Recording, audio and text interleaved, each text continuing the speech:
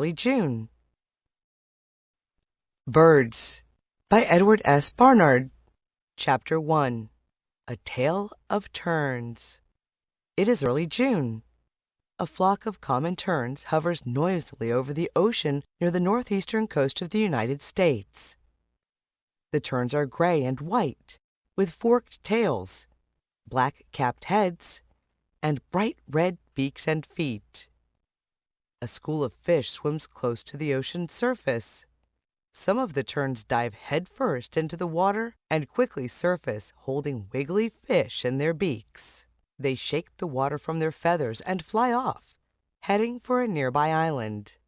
A male tern lands near a female sitting on a nest in a hollow place on the ground.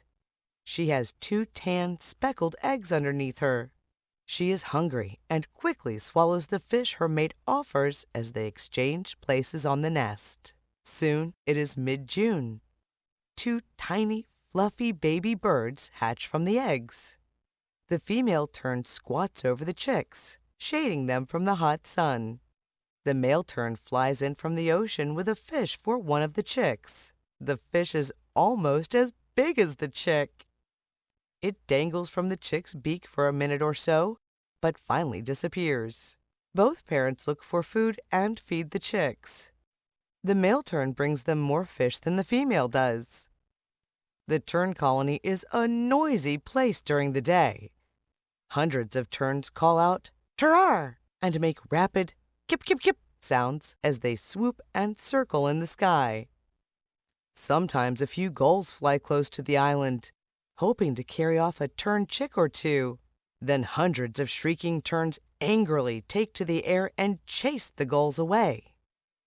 As the tern chicks grow, new and larger feathers replace their down, or tiny fluffy feathers.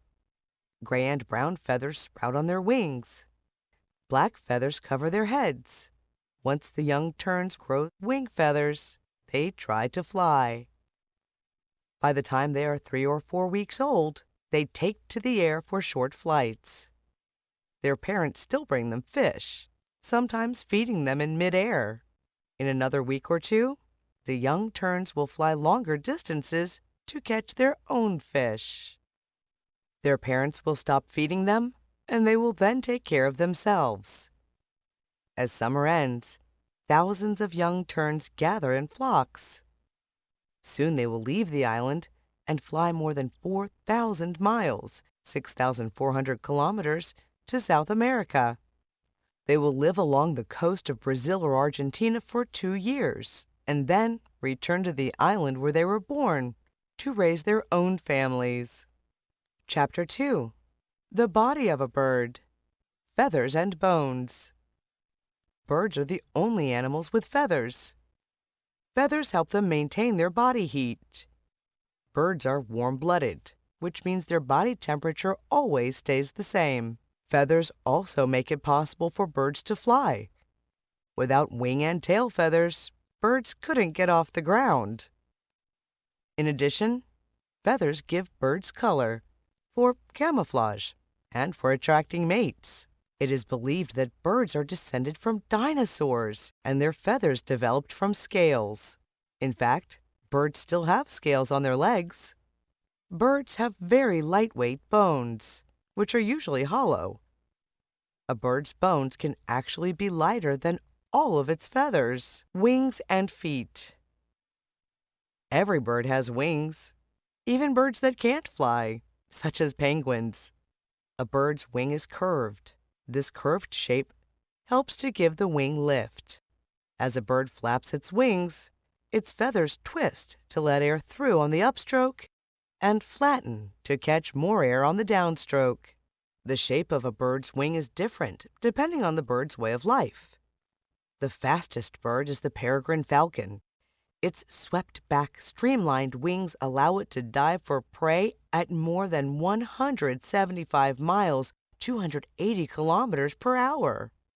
Vultures have broad, rounded wings that let them hover in the air as they scan the ground below for food. Birds that don't fly much, such as pheasants, have short, stubby wings, beaks, and eyes. Birds don't have teeth. Instead, they have bony beaks, which are also called bills. The shape of a bird's beak usually depends on what the bird eats. Woodpeckers have sharp beaks for digging holes into trees to reach burrowing insects. Spoonbills have long, flattened bills that they swing slowly back and forth in water to strain out tiny animals and plants. Some birds have eyes on the sides of their heads, allowing them to see predators approaching from almost any direction. The eyes of birds of prey face forward. This helps them judge distances. Some birds can see detail and color better than humans. Golden eagles can spot hares that are 1 mile, 1.6 kilometers away. Big bird and little bird. Like other birds, an ostrich has feathers, wings, a beak, and 2 legs. The female lays eggs. Unlike most other birds, however, ostriches can't fly. That's because of their size. Ostriches are the world's heaviest, tallest, and fastest running birds. They can weigh 350 pounds, 160 kilograms. They can have a height of 9 feet, 2.7 meters, taller than the tallest basketball player. They can run as fast as a racehorse. They lay the world's heaviest eggs. Each one weighs as much as 24 chicken eggs. The smallest bird is the bee hummingbird of Cuba. It is only 2.5 inches, 6.4 centimeters long, about the length of an adult's little finger. It weighs less than a penny and lays pea-sized eggs. Chapter 3. Perching birds. Biggest bird group. There are over 9,500 different kinds or species of birds in the world. More than half belong to a group called perching birds. These birds have 3 toes facing forward and 1 pointing backward. When a perching bird begins to lean backward, its feet tighten their grip. This makes it possible for the bird to easily cling to twigs, reeds, and power lines, even when it is asleep. Some perching birds are songbirds. They have special throat muscles that are used for singing. Many songbirds, such as sparrows and warblers, make sounds that are pleasant for us to listen to. Songbirds sing to attract mates and to keep rivals out of their nesting grounds. They also use songs to signal danger and tell others about new feeding places. Chicks use songs to tell parents they are hungry. Billions of birds. Perching birds are the most plentiful birds on the planet. There are almost 500 million starlings and house sparrows in the United States. Pigeons live in nearly every major city in the world. Every spring, red-winged blackbirds nest in North American farmlands, marshes, and lake shores. Flying in large flocks, the males arrive first and announce their territories with repeated calls. A few days later, the females fly in. After the pairs raise their young, they form huge flocks that sometimes number in the millions. Chapter 4. Birds of prey. Eagles and hawks. A bird of prey hunts by using its talons to catch fish, mice, rabbits, and other birds. Eagles are large, powerful birds of prey. They have keen eyesight, hooked beaks for tearing flesh, and broad wings for fast flight. Hawks are medium-sized birds of prey. Some have longer tails and shorter wings than eagles. Other hawks, such as the red-tailed hawk, have long, wide wings. They can soar for hours, seldom flapping their wings. The osprey lives on every continent in the world except Antarctica. It hunts by diving feet first into water and grabbing fish near the surface. Hunters of the night. Most birds of prey hunt in the daytime, but owls usually hunt at night and roost in trees during the day. Before they begin to hunt, owls comb their head feathers with their talons. Then they take off silently on wings edged with extra soft feathers that muffle sound. An owl's eyes face forward like ours do, helping them judge distance as well. Their eyes are very big compared to the size of their heads. Owls also have excellent hearing and can even pinpoint the exact location of mice under snow. An owl often perches on a low tree branch or fence post, waiting for an animal to move. Then it swoops down silently with its talons stretched out. Often the owl hits its prey hard enough to stun it before grabbing the creature. Vultures. Vultures are birds of prey that feed on dead or dying animals. They don't carry food to their young. They eat the food first, then disgorge it directly into the chick's mouth. Many people consider vultures disgusting, but they play a very important role in the web of life. They help get rid of rotting meat that might kill other animals if they were to eat it. Condors are the largest vultures. Males weigh up to 33 pounds, 15 kilograms. Condors live in the mountains of California and South America. They can soar for hours high in the sky with hardly a flap. When they spot dead animals or other vultures already feeding, they land and rip into the hides of even the toughest carcasses. Chapter 5. Water birds. Birds of sea and shore. Some seabirds, such as gannets and puffins, live out in the open ocean for many months each year. They feed on fish by diving underwater. In the spring and summer, these birds come ashore on islands, where thousands of them nest close together. Pelicans stay close to shore most of the time. They have a stretchy pouch under the lower part of their big bill. After diving and scooping up a fish and water, the pelican comes to the surface. The water drains out of the pouch, and the pelican swallows the fish. Gulls stay along the shore too. They eat seafood and anything else they can find. Insects, dead animals, berries, and even garbage. Wetland birds. Lakes, rivers, streams, ponds, and marshes are good places to see birds. Even ponds in city parks are likely to have ducks, geese, and swans. Wet places offer birds water, food, and protection from predators. Pond ducks usually feed in the water near the shore. They snap up tiny plants floating in the water and tip over head first to pull up plants from the pond's muddy bottom. Swans also feed on underwater plants. Geese feed on land, grazing on grass and grain. Long-legged wading birds, such as cranes, storks, and herons, stand quietly in shallow water waiting for fish or frogs to come within range of their lightning-quick, sharply pointed beaks. Rhinoceroses by Justine Chavacco. Chapter 1. A rhinoceros grows up.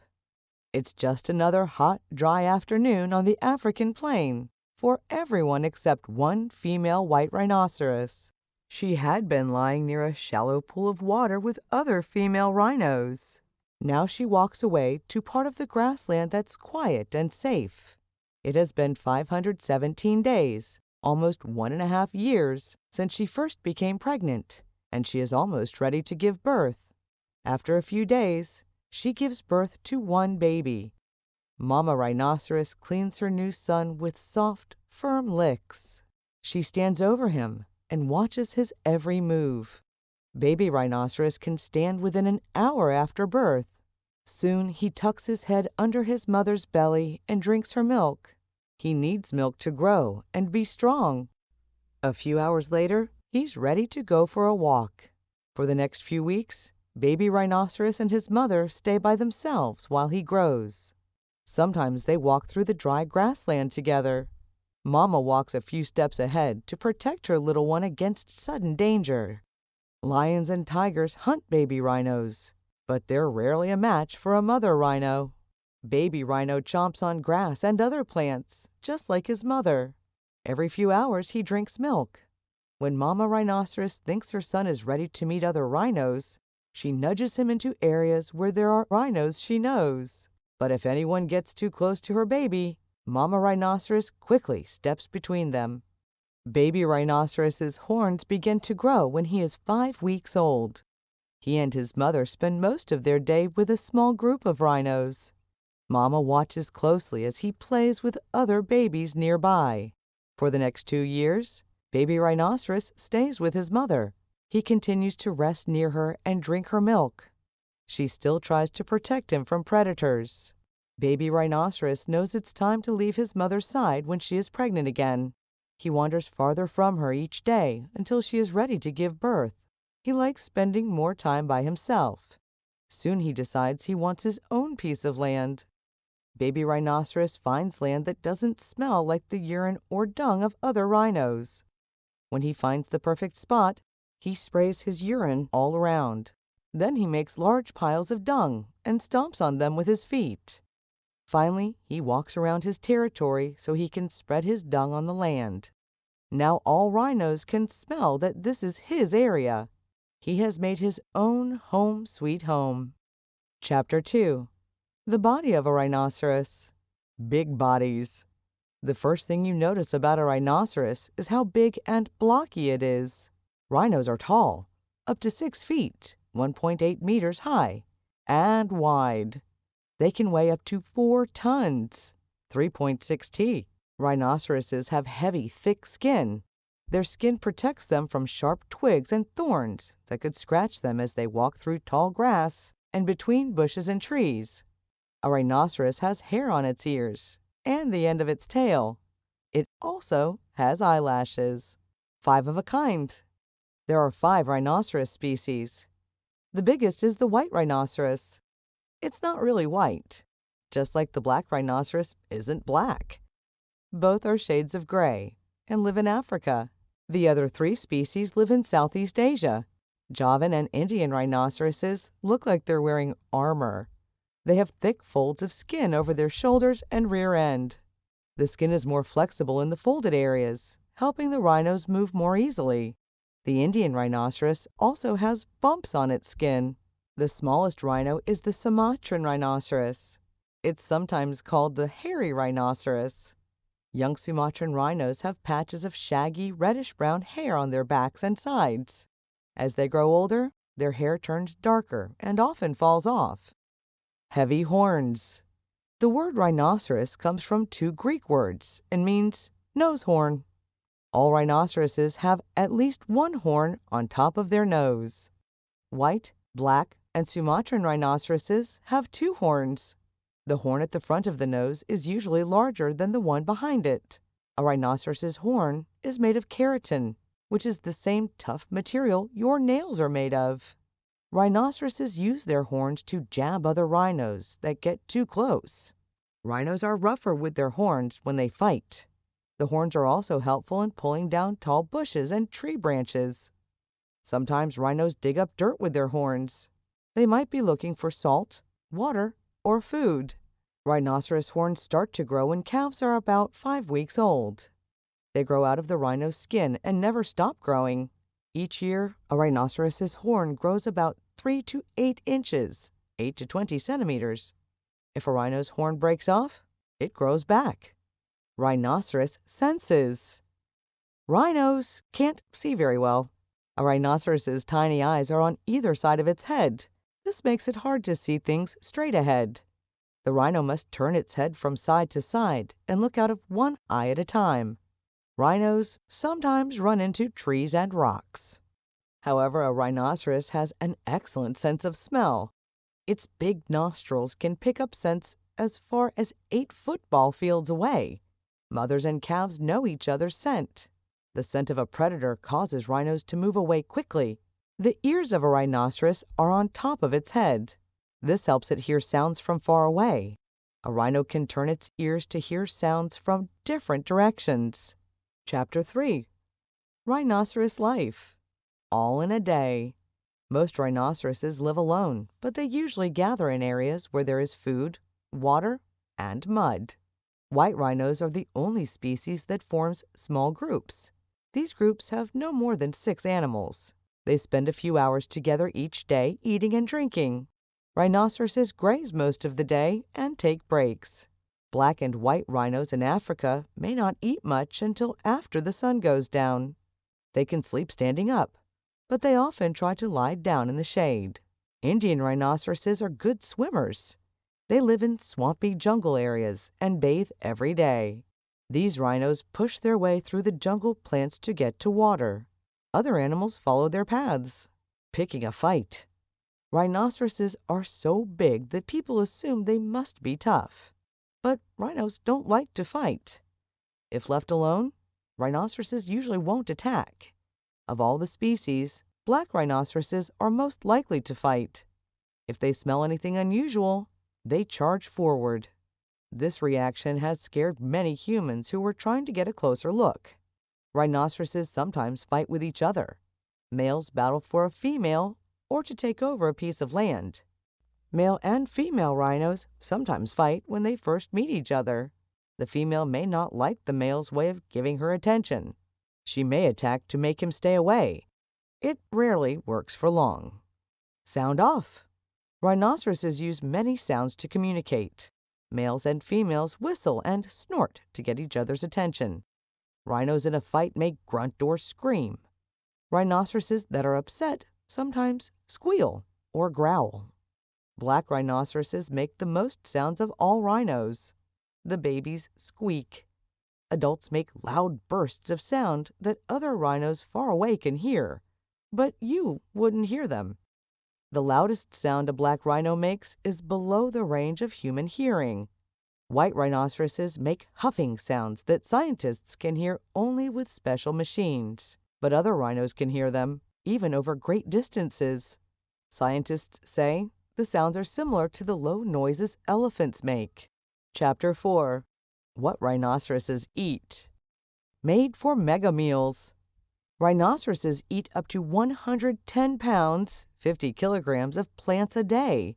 Their flexible necks and long heads help rhinos reach leaves on trees and tall bushes. White rhinoceroses have a small bump of strong muscles behind their head. The bump helps them raise and lower their big heads as they eat. All rhinoceroses have teeth for crushing and chewing plants on the sides of their mouth. An adult rhino has between 24 and 34 teeth. Black and white rhinos have no front teeth. White rhinoceroses have a wide, square-shaped upper lip that lets them clip off whole patches of short grasses. Their name comes from their mouth.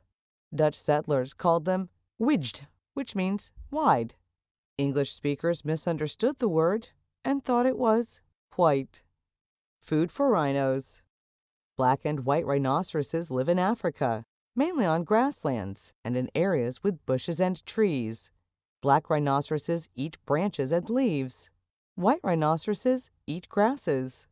Javan rhinoceroses live in the rainforests of Asia. They eat leaves, young plants, and twigs. They bend down young trees and branches with fruit until they break off, forming a nice meal. Sumatran rhinoceroses live in the rainforests and on wooded mountain slopes.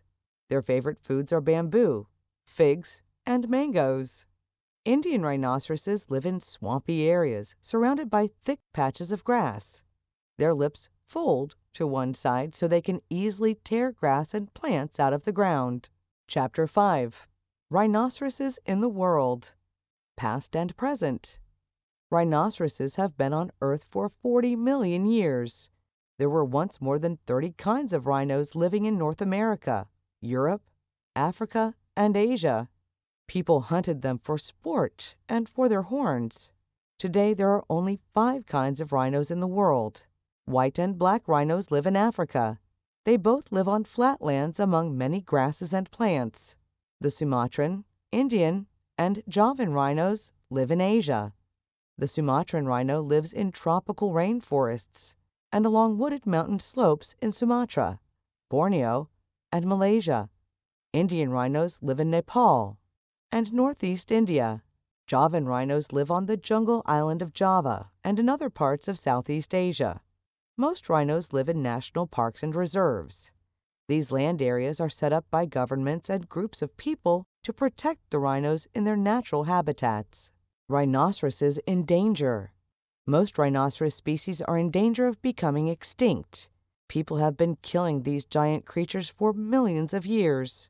Recently, people have taken over their land to build farms and cut down trees in rainforests.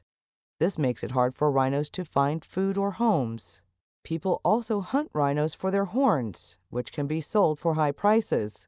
Some people believe the horns can help fight illnesses. They grind the horns into a powder and add them to medicines. Others use the horns to make knife handles. Why do monkeys chatter? All About Animals by Helen Bethune.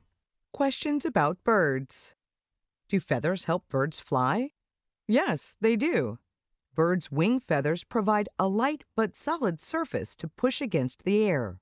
When birds flap their wings downward, the feathers come together and then part to allow air through as their wings flap upward.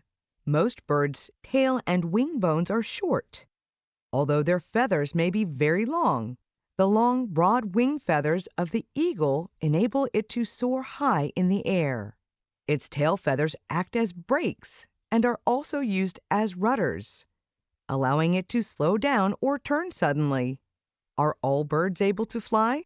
There are some birds that cannot fly. The birds that are unable to fly have evolved because their habitat had few predators.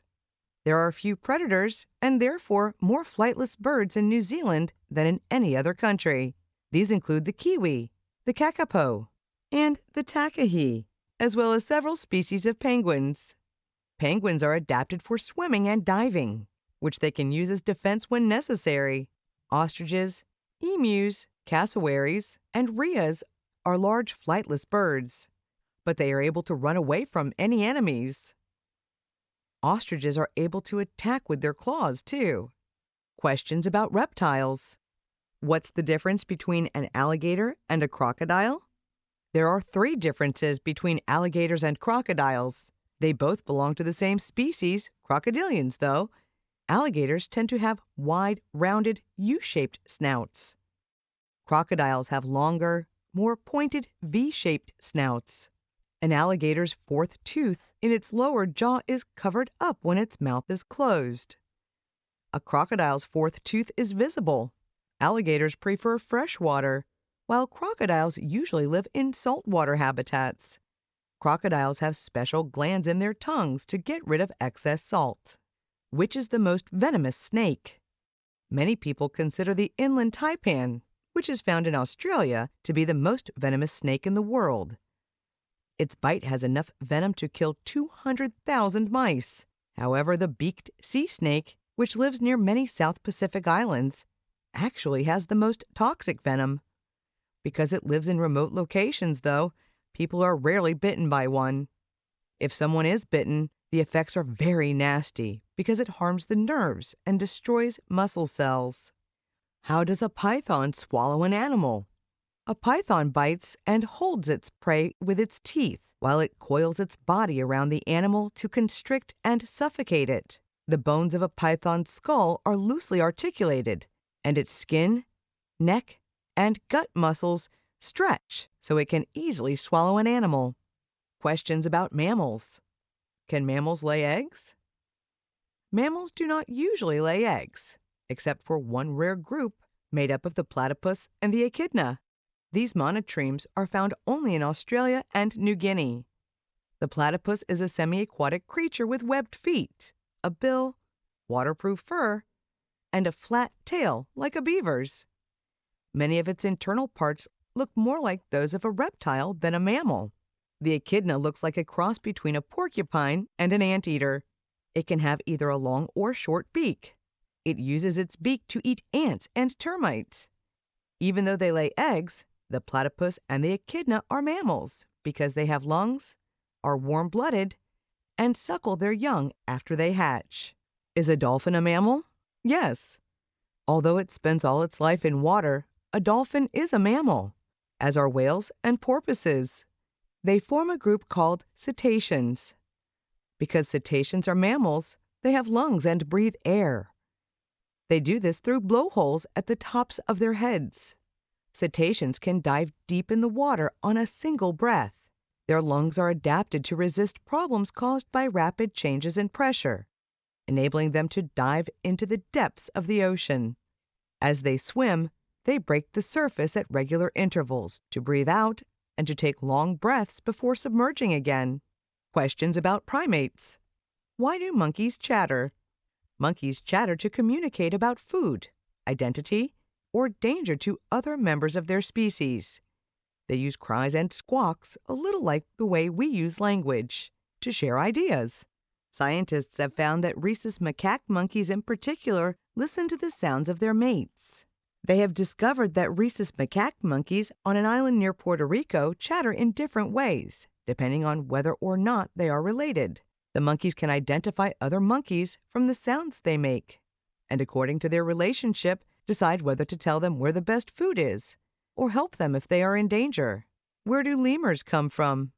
Nearly all lemurs live on Madagascar, an island off the east coast of Africa, and the nearby Comoros Islands.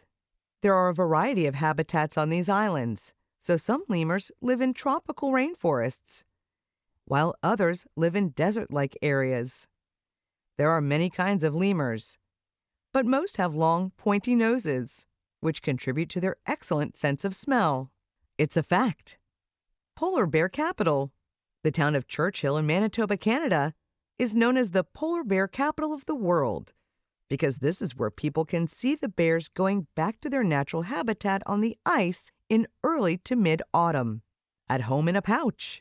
Mammals such as kangaroos, opossums, sugar gliders, and koalas are all marsupials.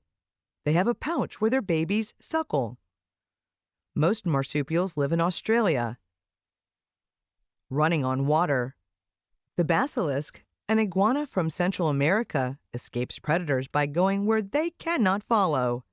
It runs on water for several meters, supporting itself with fringes on its toes before diving in and swimming to safety.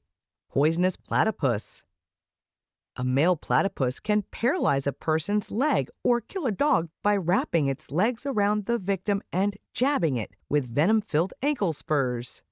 These spurs connect to venom glands, which produce more venom in the breeding season than at other times. Slothful. The sloth bear, which lives in India and Sri Lanka, is the largest mammal to feed almost entirely on termites. It forms its large lips into a tube and uses the wide gap between its front teeth to suck termites out of their nests. A female-dominated world. Lemmings produce 4 times as many females as males. They live for less than 2 years, which is why they need such a high proportion of females to ensure the survival of the species. Can you believe it? Monkey talk. There is a bird in Africa that can understand monkey chatter. The yellow-casqued hornbill is the first bird that is known to be able to decipher the calls of another species well enough to recognize 2 different kinds of sounds. A poor diet. Koalas rarely drink water. Instead, the eucalyptus leaves they eat provide the fluids they need. However, because eucalyptus is low in protein and nutrients, koalas spend about 20 hours a day asleep. Then they eat 1 pound, 0.5 kilogram, of leaves, usually at night. Beware! Giraffes might look harmless and delicate, but their long legs can kick with enough power to decapitate a lion. Audio bat. One type of bat in the species called Microchiroptera can sense the insects they want to eat from a distance of over 16 feet, 5 meters. These bats gather information about them by using their sense of echolocation. This audio sense is used by more than 800 varieties of bats. Mom, where are you? Emperor penguins are the only animals to breed in Antarctica during the winter. Once the female has laid her egg, it's up to the male to huddle with other males to keep the eggs warm until they hatch, while the females go into the ocean in search of food. Who found out? Orangutans. Baruti Gertukas. Baruti Gertukas, 1946 to present, was born in Germany but grew up in Canada. Gertukas has spent over 34 years of her career studying orangutans. She has learned that they like to be left alone. An adult male's range is at least 15 square miles, 40 square kilometers. He can spend weeks going from tree to tree eating fruits, nuts, insects, leaves, and bark without meeting any other orangutans.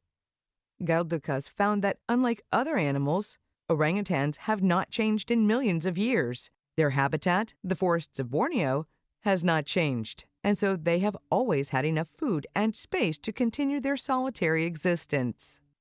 Ecologist and lemming expert Dennis Hubert Chitty.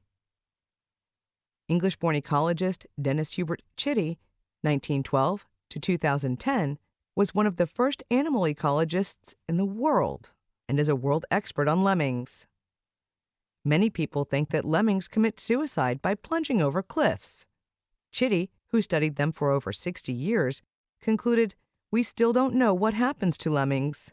Populations of lemmings rise and fall in 4 to 10-year cycles." Chitty found that these population cycles are not determined by predators, food supplies, density, or any other obvious factors he tested. The life cycle of lemmings remains a mystery. Ocean explorer Sylvia Alice Earle.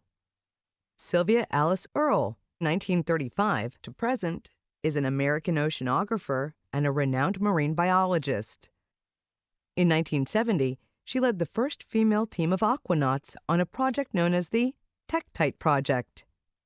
She was chief scientist for National Oceanic and Atmospheric Administration from 1990 to 1992 and is currently a National Geographic Society Explorer in Residence.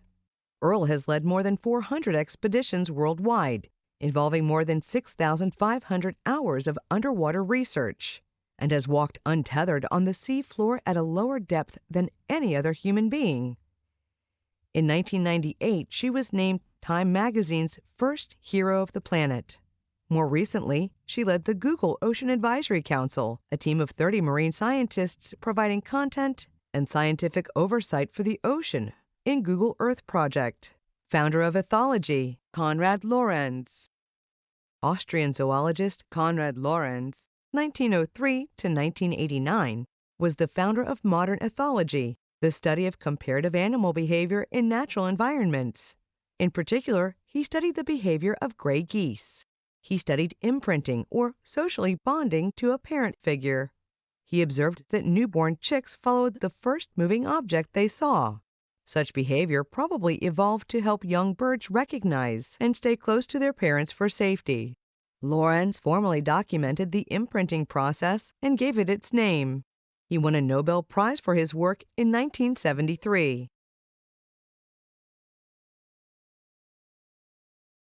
Gorillas by Stephen Brewer.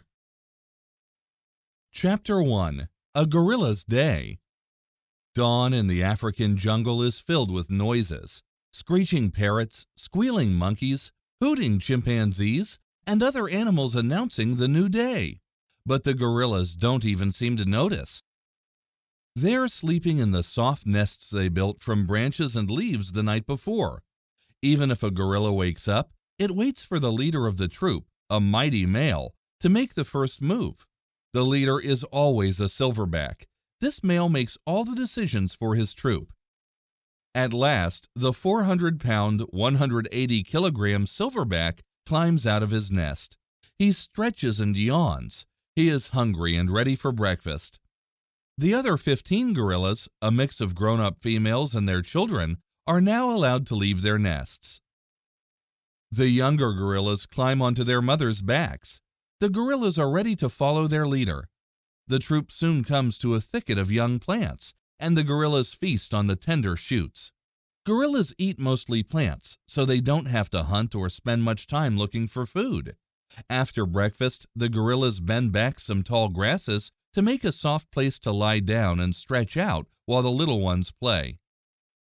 The young gorillas climb, roll on the ground, and crawl all over each other. Sometimes their mothers tickle them.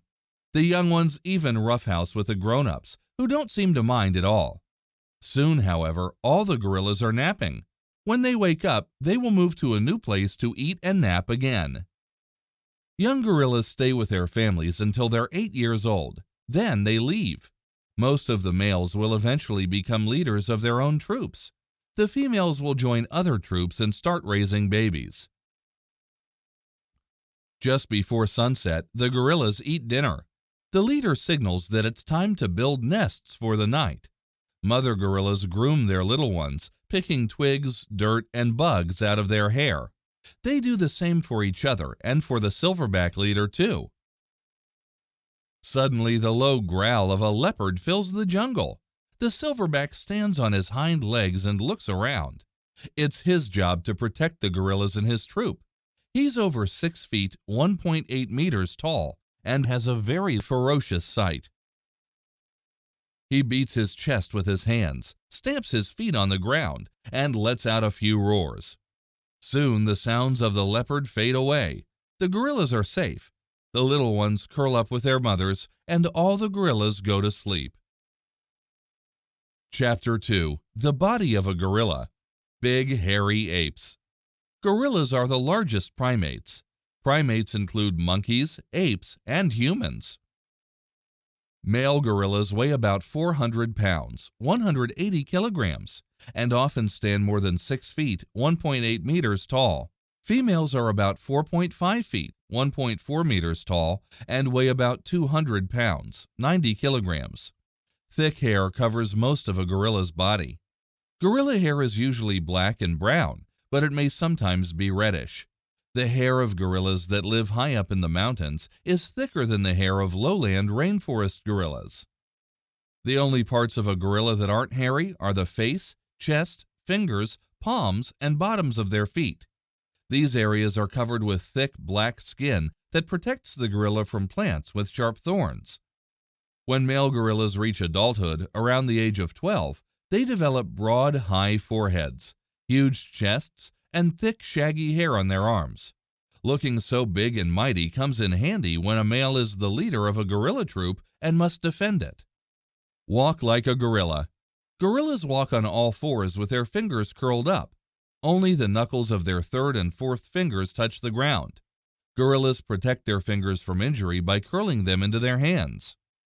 That's important because gorillas use their fingers to grab food, make nests, groom other gorillas, and do other tasks.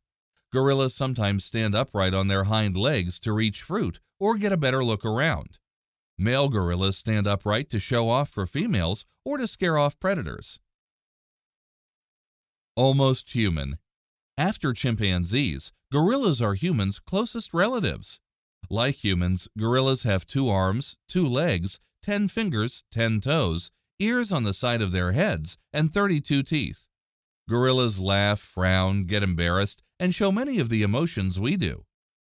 Gorillas communicate by grunting, chuckling, roaring, screaming, growling, and making other sounds. They grunt when they're content and make high-pitched barks when they're curious. Silverbacks hoot and roar while beating their chests. Young gorillas hum, sing, and cry.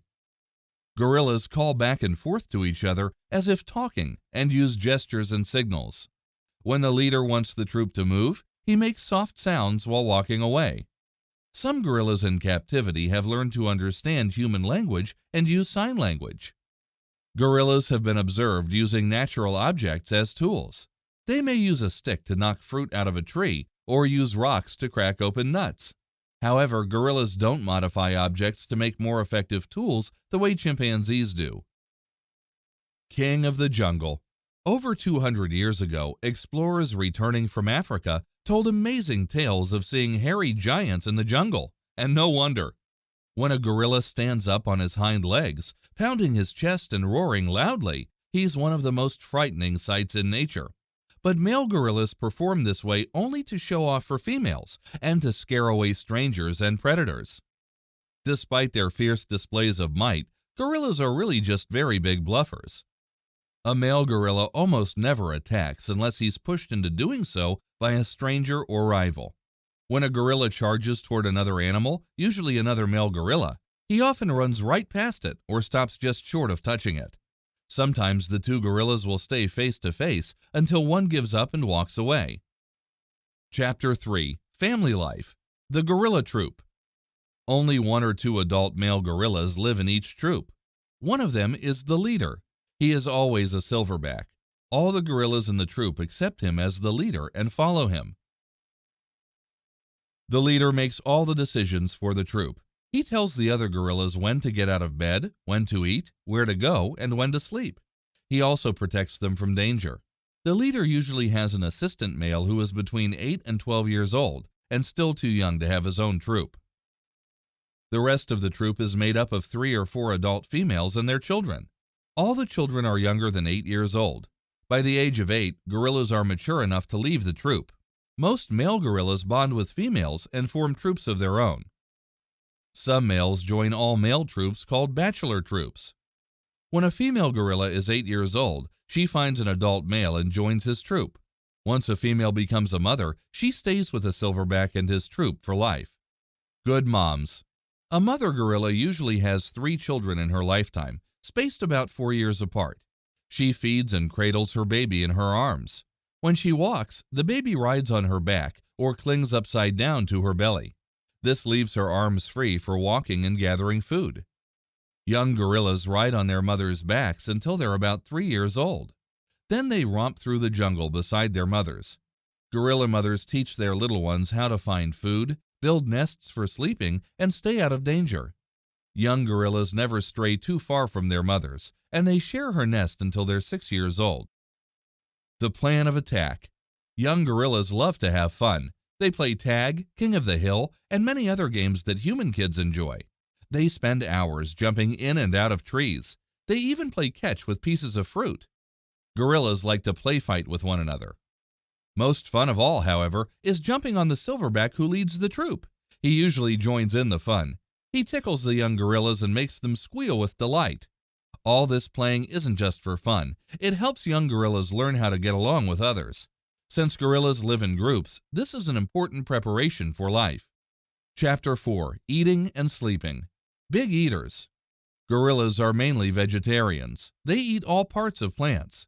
Leaves, vines, fruits, flowers, seeds, stems, even bark and roots. Although gorillas eat 200 different kinds of plants, their favorites are bamboo, wild celery, and ginger plants. Gorillas are not completely vegetarians. They also eat worms, ants, termites, and other insects. Gorillas spend much of their day eating.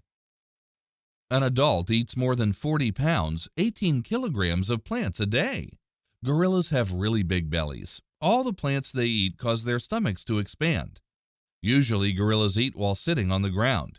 Younger gorillas climb onto low-lying branches and up trees to get fruit. Full-grown gorillas are too heavy to climb very high. Big sleepers. Gorillas sleep about 12 to 13 hours each night. They also take naps during the day, including a long siesta in the early afternoon.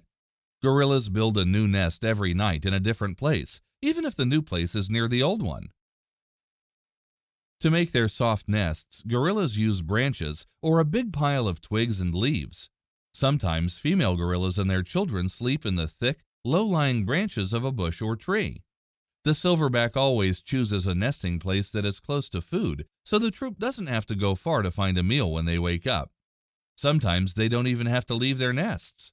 Rain doesn't seem to bother the gorilla's schedule of eating and sleeping. A gorilla's thick hair acts as a natural raincoat.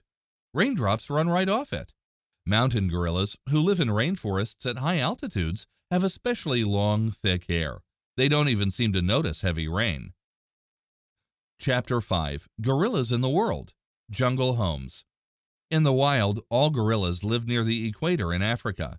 Most live in lowland jungles and swamps. They are called lowland gorillas. The western lowland gorilla has reddish hair and a very large brow ridge above its eyes. It makes its home in several countries in the western part of Africa. Most of the gorillas in zoos are western lowland gorillas. Eastern lowland gorillas live around the eastern part of the Democratic Republic of Congo in Central Africa. They are larger than western lowland gorillas, and their hair is black and much longer. Mountain gorillas live at high altitudes, from 5,500 to 12,500 feet, 1,680 to 3,810 meters, in a small region that includes parts of Rwanda, Uganda, and the Democratic Republic of Congo. The mountain gorilla has a very thick coat of hair, which provides protection in the damp, cold weather at these heights. Scientists estimate that there are only 600 to 700 mountain gorillas in the wild today. Saving the gorillas. Gorillas haven't been able to protect themselves from their worst enemies, humans. Scientists estimate that fewer than 100,000 gorillas are still alive. For many years, hunters killed these magnificent beasts and had them stuffed as prize trophies. In some places, people still hunt gorillas for meat. Logging and land clearing are destroying much of the gorilla's habitat. But some people are working hard to save gorillas. They provide food for people so they won't hunt gorillas. They hire guards to monitor illegal hunting and logging, and some nations have preserved gorilla habitats by creating national parks.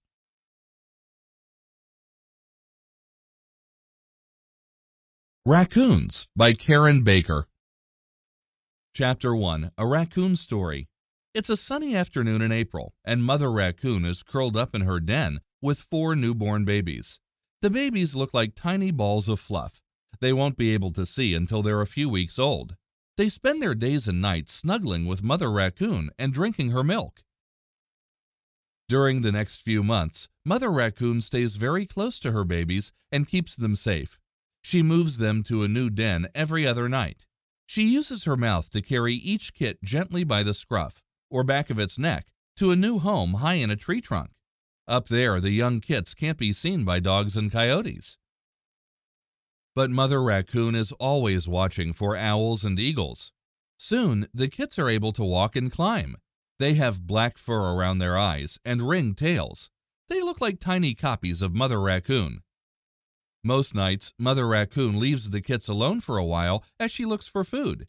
She eats some and brings what she can carry back to the den for the kits. But tonight is extra special. It's time for the kits to leave the den and find their own food. Mother Raccoon climbs down the tree, and the kits follow in a line. They aren't good climbers like Mother Raccoon is. One of the kits loses his grip and almost falls, but he manages to hang on to a nearby vine, upside down. Mother Raccoon rescues the terrified kit and helps him climb back onto the tree. Once on the ground, the kits continue to follow their mother in a line, but they're curious about everything they see, hear, and touch. Soon, Mother Raccoon hears the sound of high-pitched crying. She glances behind her to see if her kits are okay. 1, 2, 3. Where is her 4th kit? She follows the crying sound to a big log. The smallest kit is crying because he's lost. She picks him up by his scruff and puts him back into line with the other kits. The raccoon family reaches a stream. The kits watch as their mother dips her paws into the water. With a splash, she tosses a floppy crayfish to her kits. Yummy! The kits copy their mother and try to catch their own crayfish. Suddenly, Mother Raccoon hears a noise in the leaves. It's a fox. Quickly, she pushes her kits toward the closest tree and gives them a shove to help them up the trunk. Then her fierce instincts take over. She moves toward the fox with her sharp teeth bared.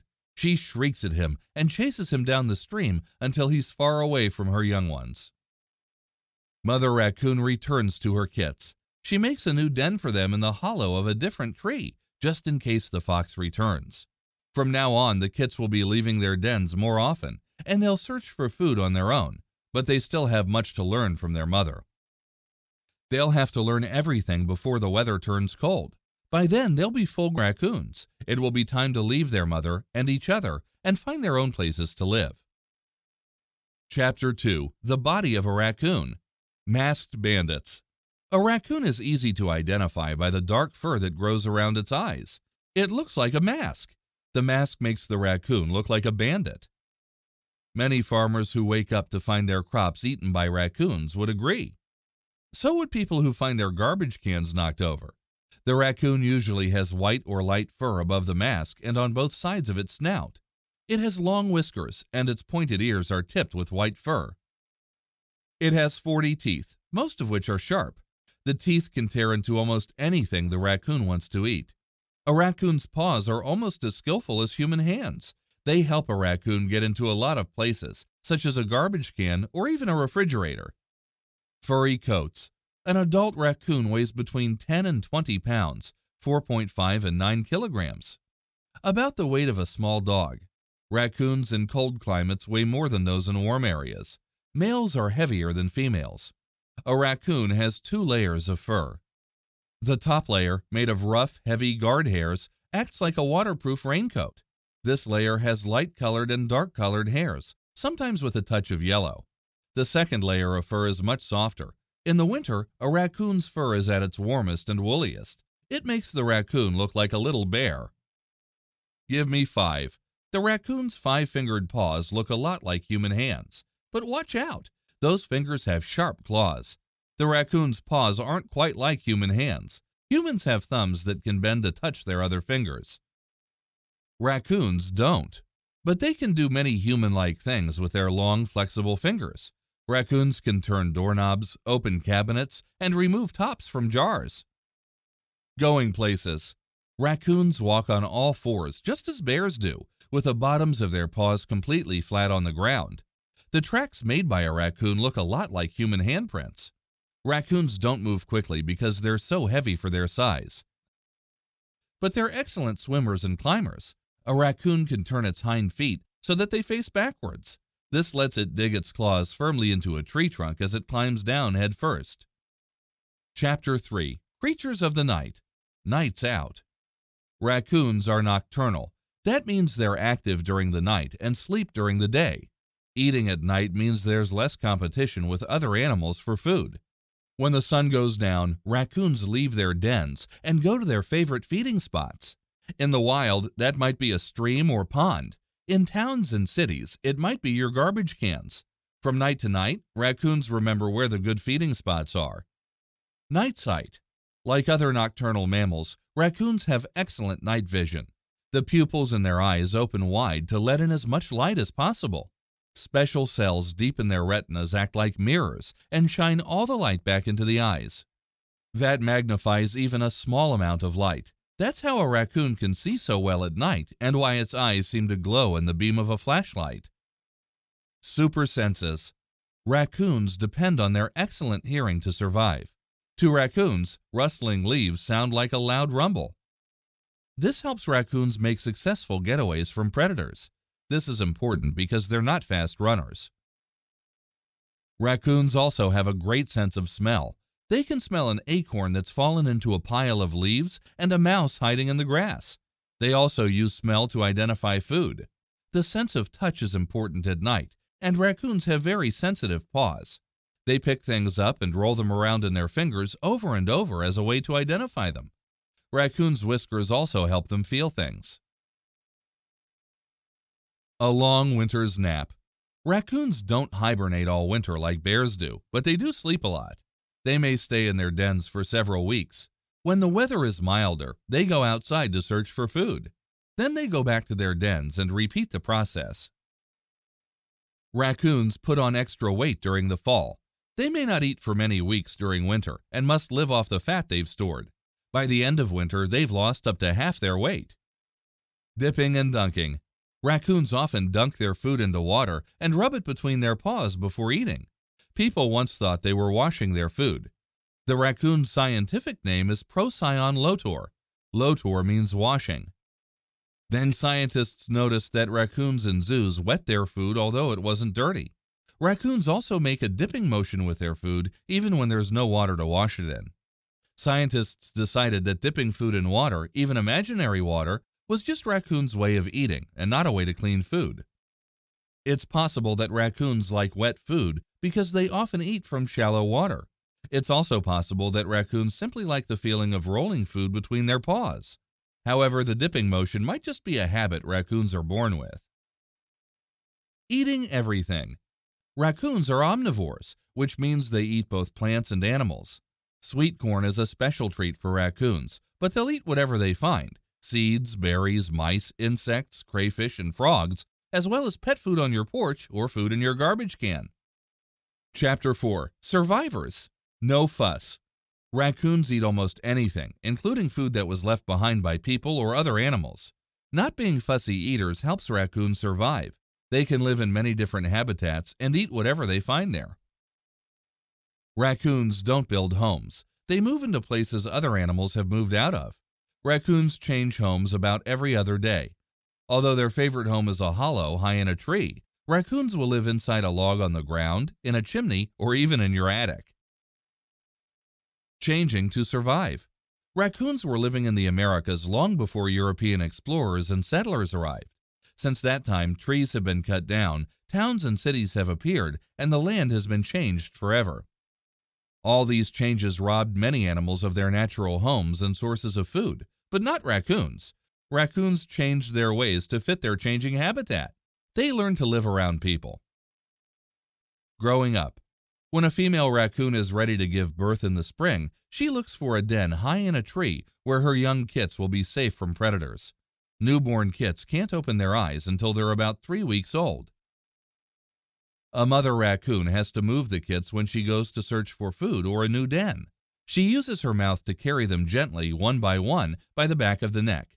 The kits must stay close to their mother to keep warm and to drink her milk. After about 2 months, the kits are ready to take a look at the world outside the den. They can walk and climb. Each one weighs about 2 pounds, 0.9 kilograms. They follow their mother wherever she goes and do exactly what she does. The kits spend the summer and fall learning everything they can from their mother. When they're 5 months old, they'll know how to find food on their own, but the kits will stay close to their mother and to each other for the next few months. They'll be able to live on their own when they're about 10 months old. Staying alive. Raccoons don't have many predators. Cougars, jaguars, coyotes, foxes, and owls are among the animals that threaten raccoons in the wild. In cities and suburbs, humans are the main danger. Many raccoons are killed by cars. In some places, hunters kill raccoons for food and fur. Raccoons cause problems for many farmers because they eat crops. Some farmers train dogs to hunt raccoons.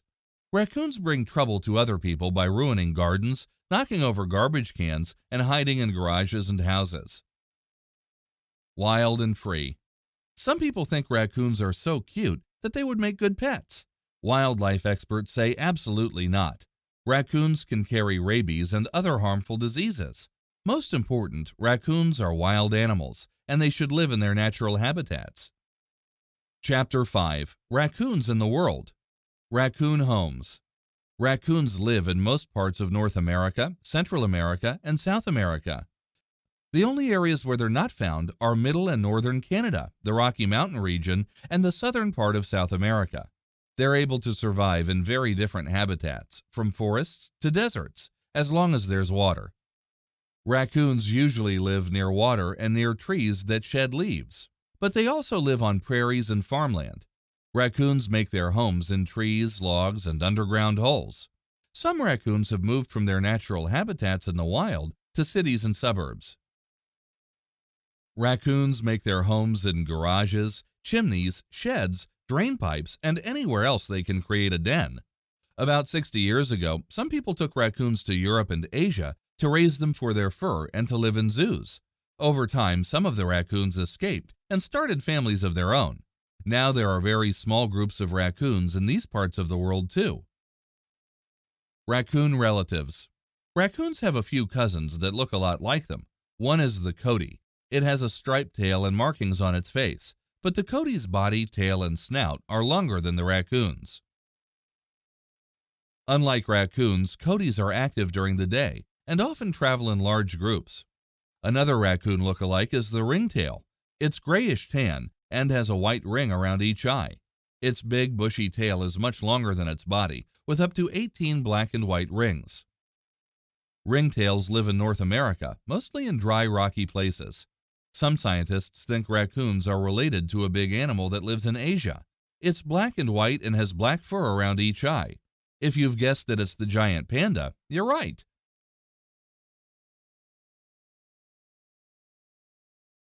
Blue Whale by Simone Payment.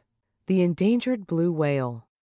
The blue whale is the largest animal on Earth. In fact, it is likely the largest animal that has ever lived. Like all whales, it is a mammal. About every 10 to 20 minutes, it must come to the surface to breathe. Blue whales live in all oceans on Earth. There used to be more than 200,000 blue whales on the planet. However, for many years, blue whales were hunted for their oil and body parts.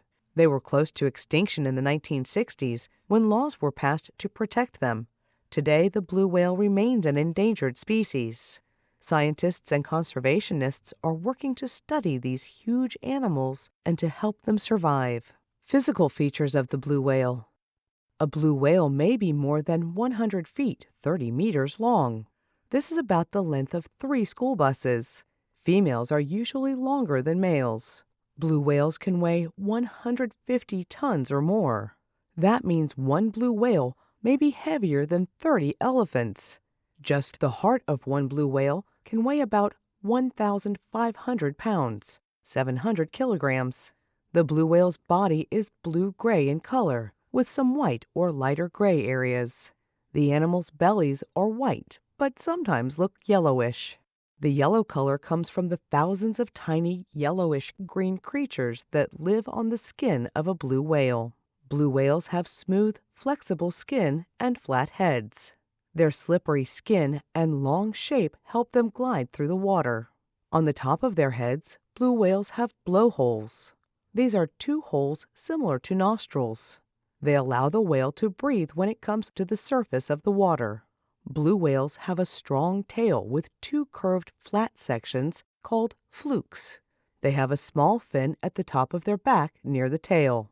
They also have two flippers on their chest called pectoral flippers. Blue whales use their tails for swimming and diving. Their flippers are mostly for steering or for slowing down. On the blue whale's throat and chest are 80 to 100 long grooves. The grooves let the whale's mouth stretch widely. Instead of teeth, the mouth contains a structure called baleen. The baleen has bristles that trap small prey. Where blue whales live. Blue whales are found in all the world's oceans. Some live in the northern Pacific and Atlantic Oceans. Others live around Antarctica. There are more blue whales in southern oceans than in northern areas. Many blue whales travel during the year. For example, in the summer, they may feed in cold waters near the North or South Pole. Then in the winter, they may move to warmer waters to mate. Some blue whales live all year round in the same place. Because blue whales often dive deep below the surface to feed, they usually stay in deeper water, but sometimes they come closer to coastal areas to feed in the shallower waters. What are blue whales' lives like? Blue whales live alone or in small groups. They can travel as fast as 20 miles, 32 kilometers or more per hour. They must come to the surface of the water for air every 10 to 20 minutes. The blow of a blue whale is the air, water, and mucus it spouts when it comes to the surface. Whales do not sleep deeply like humans do. They need to keep part of their brain awake in order to take a breath. Whales rest half of their brain at a time, taking very short naps near the water's surface. Blue whales feast on many tiny shrimp-like creatures called krill. First, they take in a huge mouthful of water. Then they use their enormous tongues to push the water out through their baleen plates. The baleen traps thousands of tiny krill that the whale then swallows.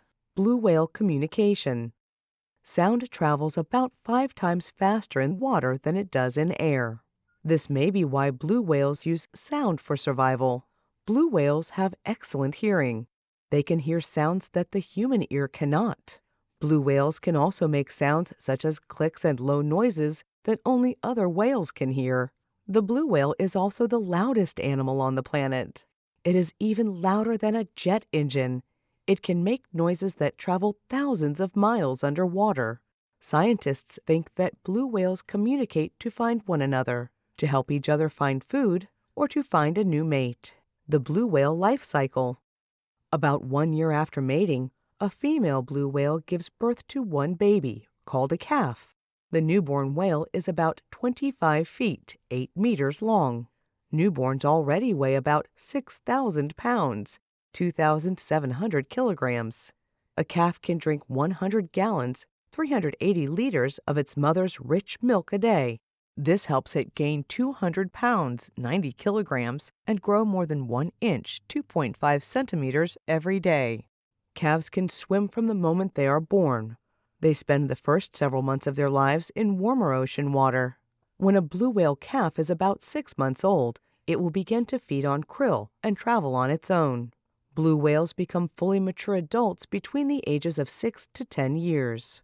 They can usually live for about 80 to 90 years. What is an endangered species? An endangered species is any type of plant or animal that is in danger of disappearing forever. If a species or type of plant or animal dies out completely, it becomes extinct. Animals and plants depend on each other and on their environment to survive. When their environment or habitat changes or is destroyed, plants and animals may not be able to survive. They then become endangered. Natural disasters or changes in the climate can harm or destroy habitats. Humans pollute habitats with garbage, car fumes, and factory wastes. Humans destroy habitats by clearing land for roads, buildings, and farms. They also may hunt and kill too many of certain types of animals. Protecting endangered species. In the 1960s, people became aware that many species were endangered. Today, many countries have made it illegal to harm, capture, kill, or sell endangered species. In addition, many organizations work to keep endangered species from becoming extinct. The International Union for Conservation of Nature keeps lists of endangered species.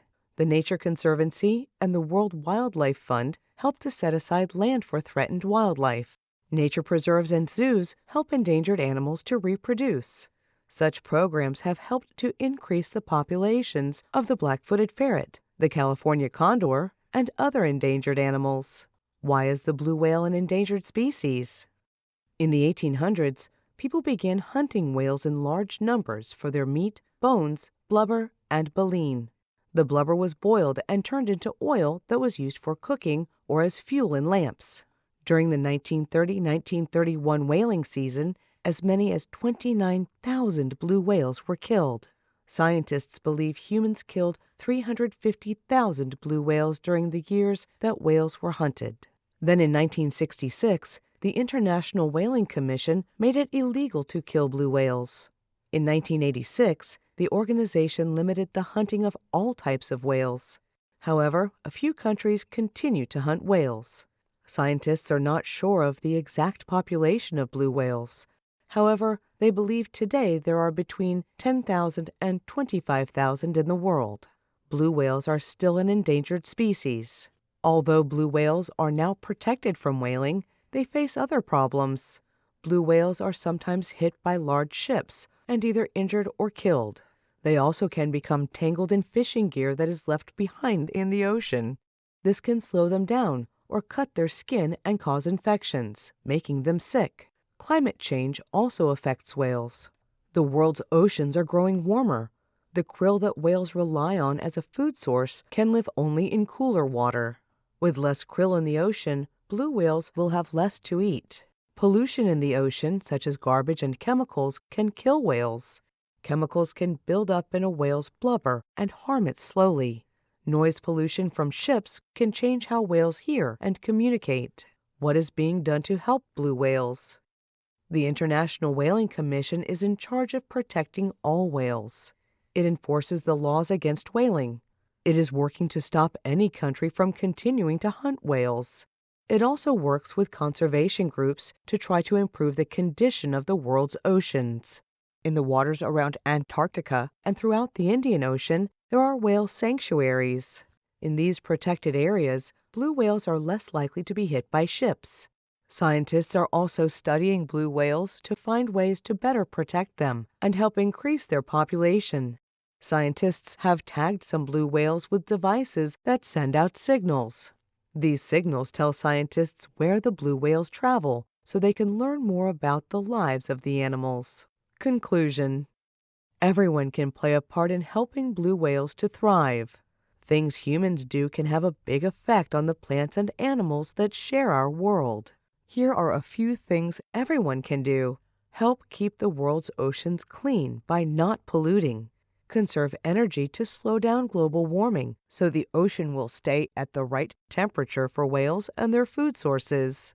Join a conservation group that works to stop whaling and help clean the oceans. Blue whales are the largest creatures ever to have lived on Earth, and they have been around for a very long time. If humans help keep them safe and keep their environment clean, perhaps they will be around for many more years to come. Komodo Dragons and Geckos by Henry Thatcher. Lizards large and small. Animals in the lizard family can range widely in size. One of the smallest lizards is a type of gecko that can fit completely on a quarter. The largest living lizard is the Komodo dragon, which can reach nearly 10 feet, 3 meters in length.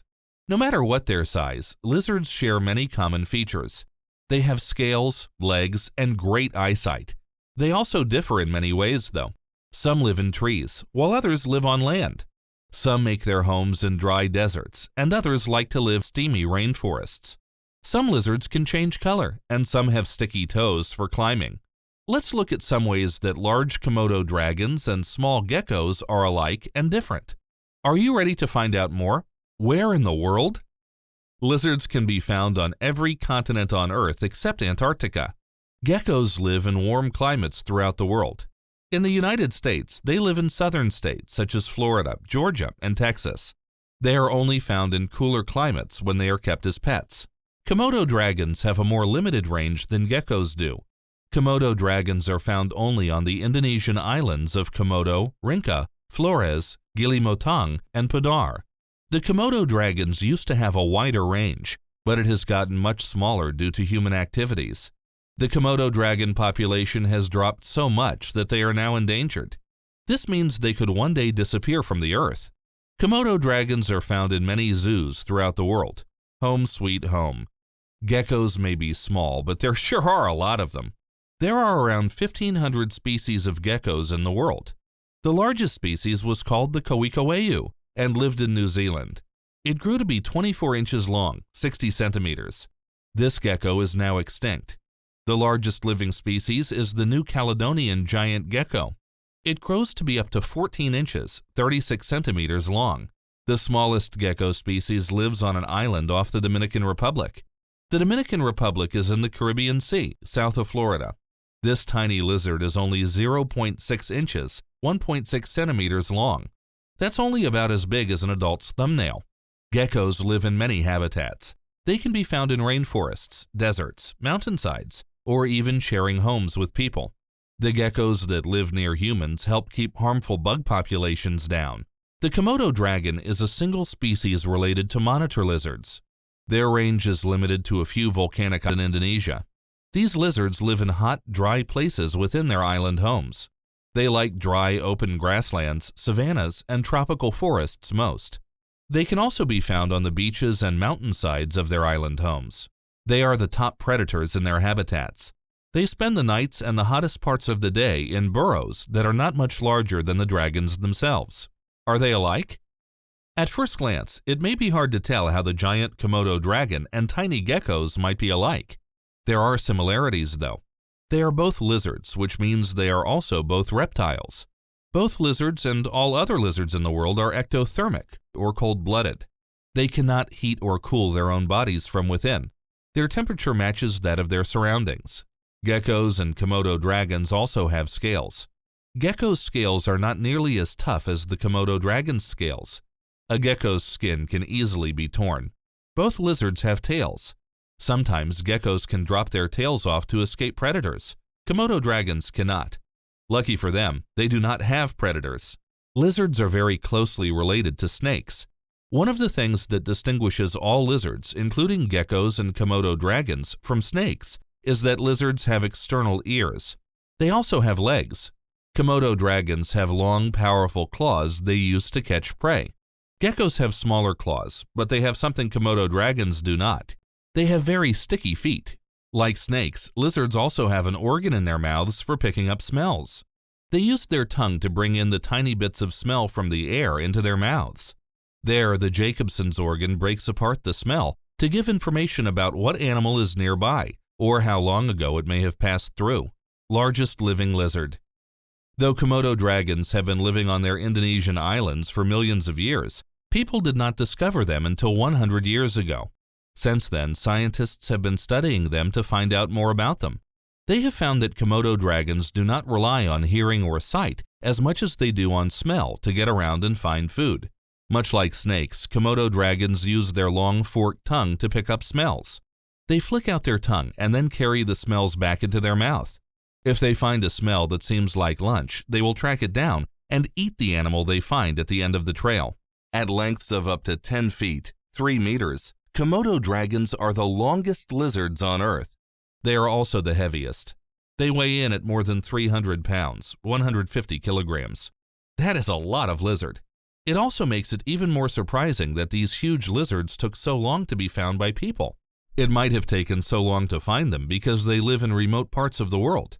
It could also be because these lizards live in harsh climates where many other animals could not survive. They live in places that have little rainfall, intense heat, and active volcanic activity. Luckily, Komodo dragons are excellent swimmers. If conditions become too harsh where they can swim to a neighboring island. Amazing geckos. Geckos are some of the most colorful lizards in the world. Different species have their own unique coloration and patterns on their skin. Some geckos can even change color, becoming lighter in color at night. As with all reptiles, geckos shed their skin as they grow. This is called molting. Geckos help get rid of their old skins by eating them. Geckos are known for their amazing sticky feet. They can walk easily up walls and across ceilings. They can do this because their toes have a special adaptation. Each toe is covered in millions of hair-like parts. These hair-like parts each have between 100 and 1,000 spatula-shaped parts at their ends. Through a tricky bit of science, all these tiny cells let the gecko stick to most surfaces. The stickiness is so powerful it could support 2 adult humans. Many species of gecko, including the tokay gecko, can drop off parts of their tail when needed. This can be done to break free from or confuse a predator. The tailpiece thrashes and moves for a few minutes. It takes about 3 weeks for the gecko to regrow its tail. The new tail is generally not as long as the original one. Geckos have an excellent sense of smell. They smell through their nostrils. They also use their tongue to bring smells inside their mouth to a special part called the Jacobson's organ. Many reptiles have this organ. Diets, big and small. Komodo dragons start out life living in trees and eating mostly geckos. As they grow, Komodo dragons move to the ground. There they eat snakes, goats, pigs, and deer. They also eat carrion. As they grow to full size, Komodo dragons can hunt and kill large mammals, such as water buffalo. The Komodo dragon uses its sharp teeth and claws to hunt. It lies in wait, camouflaged in its surroundings. When prey passes by, it springs and bites the prey. If the animal does not die right away, the Komodo dragon uses its sense of smell to follow the animal. The mouth of a Komodo dragon has more than 50 kinds of bacteria. Within 24 hours, most prey will die from infection, and the Komodo will have its dinner. Komodo dragons use their 60 sharp teeth to bite prey.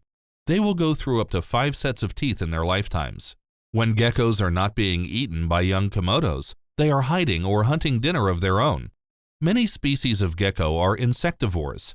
An insectivore is a type of carnivore that eats mainly insects. These might include crickets, grasshoppers, flies, and moths. Some geckos will also eat spiders, fruits, nectar, and small animals. They use their eyesight and sense of smell to track down prey. Most geckos' skin color and patterns help them blend in with their surroundings. This helps them stay safe. It also helps them sneak up on breakfast. Big or small, which is better? If a gecko and a Komodo dragon were put into a boxing ring, which one would come out as the champion?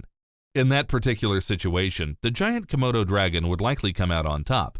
However, in the real world, it is harder to say whether being large or small is better. The large Komodo dragon is the top predator in its habitat. Geckos, on the other hand, serve as an important food source for many animals, including Komodo dragons, birds, and mammals. Yet, Komodo dragons are a single species whose habitat is growing smaller all the time. There are only a few thousand Komodo dragons left in the world. There are more than 1,000 species of geckos, and while some are endangered, there are millions of geckos living around the world. So what do you think? Is it better to be large and in charge, or small and adaptable?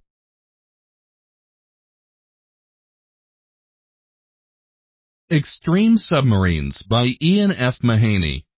What are submarines? Submarines are extreme machines. They are boats that can travel underwater. Some submarines are used for tourism. These subs dive underwater so tourists can see fish, coral, or shipwrecks. Scientists use other submarines for research. Scientists can learn about life in deep parts of the world's oceans or study the climate at Earth's surface. Navies around the world use the biggest submarines. These subs defend their countries.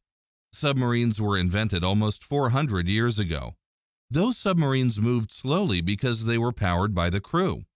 Crews operated hand cranks to move these subs. The first military sub was an American submarine called the Turtle. The Turtle moved slowly, and its operator tried to drill holes in British warships during the American Revolution. Fast and powerful. Submarines became much bigger and faster during World Wars I and II. Subs on both sides of the conflicts were made with diesel and electric engines to propel the subs. These subs ran on diesel power above water while they charged their batteries. When these submarines submerged, they ran on the power stored in their batteries. Subs today are even faster. They have nuclear engines that drive them. These powerful engines allow subs to stay underwater for months at a time. Nuclear submarines. Nuclear power submarines were developed in the 1950s. A submarine's nuclear reactor produces heat that boils water. The steam from the boiling water fuels the engine, and the engine powers the submarine's propeller. The world's first. The USS United States ship Nautilus was the world's first nuclear submarine. It set sail in 1955. In 1958, the USS Nautilus traveled from the United States to England under the sea. Before the Nautilus, submarines could only stay submerged for a day or two. Nuclear reactors allow submarines to stay underwater for much longer. Nuclear submarines today can stay underwater for months at a time. The U.S. Navy decommissioned the Nautilus in 1980.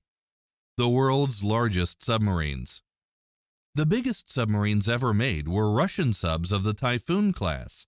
They were about 575 feet, 175 meters long, and 75 feet, 23 meters wide. That's 20 feet, 6 meters longer than the height of the Washington Monument. The Typhoon submarines were so large that each sub had 2 nuclear reactors and 2 propellers. Most submarines are enclosed by a steel hull. A hull protects the submarine from water pressure. A strong steel hull allowed the Typhoon submarines to dive more than 1,600 feet, 488 meters below the ocean surface. The Typhoon submarines had 2 inner hulls contained in the outer hull. The Typhoon subs were protected if an enemy fired a torpedo and damaged the outer hull. The 2 inner hulls would remain intact, smaller but mightier. The Russian Navy has recently replaced the Typhoon-class submarines with new Borei-class subs, which are smaller but safer, more efficient, and more modern. They are equipped with a floating rescue chamber designed to fit in the whole crew. The Borei subs are still really big. They measure 557 feet, 170 meters long, and 44 feet, 13 meters wide. The quietest of all. Subs try to hide, but they also want to know where other submarines and ships are. Sonar, sound navigation and ranging operators onboard subs listen for other vehicles. Sonar is an electronic system where operators and computers listen to sound waves underwater. Active sonar is a sonar method where a sub sends out an electronic sound and waits for the sound to bounce off an object and return. The time it takes for the sound to return helps the sonar operator figure out the object's location. When using active sonar, though, the sub gives away its position to other vessels using sonar. Most subs therefore use passive sonar. The sub listens to the sounds of other subs and ships. Noiseless and stealth. It's important that submarines are quiet. One of the quietest subs is a British vessel named the HMS Her Majesty's Ship, Astute. The steel hull on the Astute is covered with rubber tiles that absorb sound. If another sub uses active sonar to ping the Astute, the rubber tiles trap the sound instead of returning the sound to its source. The Astute also has noiseless sonar, a quiet nuclear reactor, and a virtually silent propeller. Nuclear attack submarines. Most submarines in the U.S. Navy are equipped with missiles or torpedoes. U.S. Navy submarines use torpedoes to attack enemy ships and subs. Navy missiles to attack targets on land. U.S. Navy subs need this firepower to dominate the oceans, defend the United States, and protect its ships. Subs also transport troops around the world, protect those troops, and perform intelligence work. The U.S. Navy makes smaller subs called fast attack submarines, or SSNs.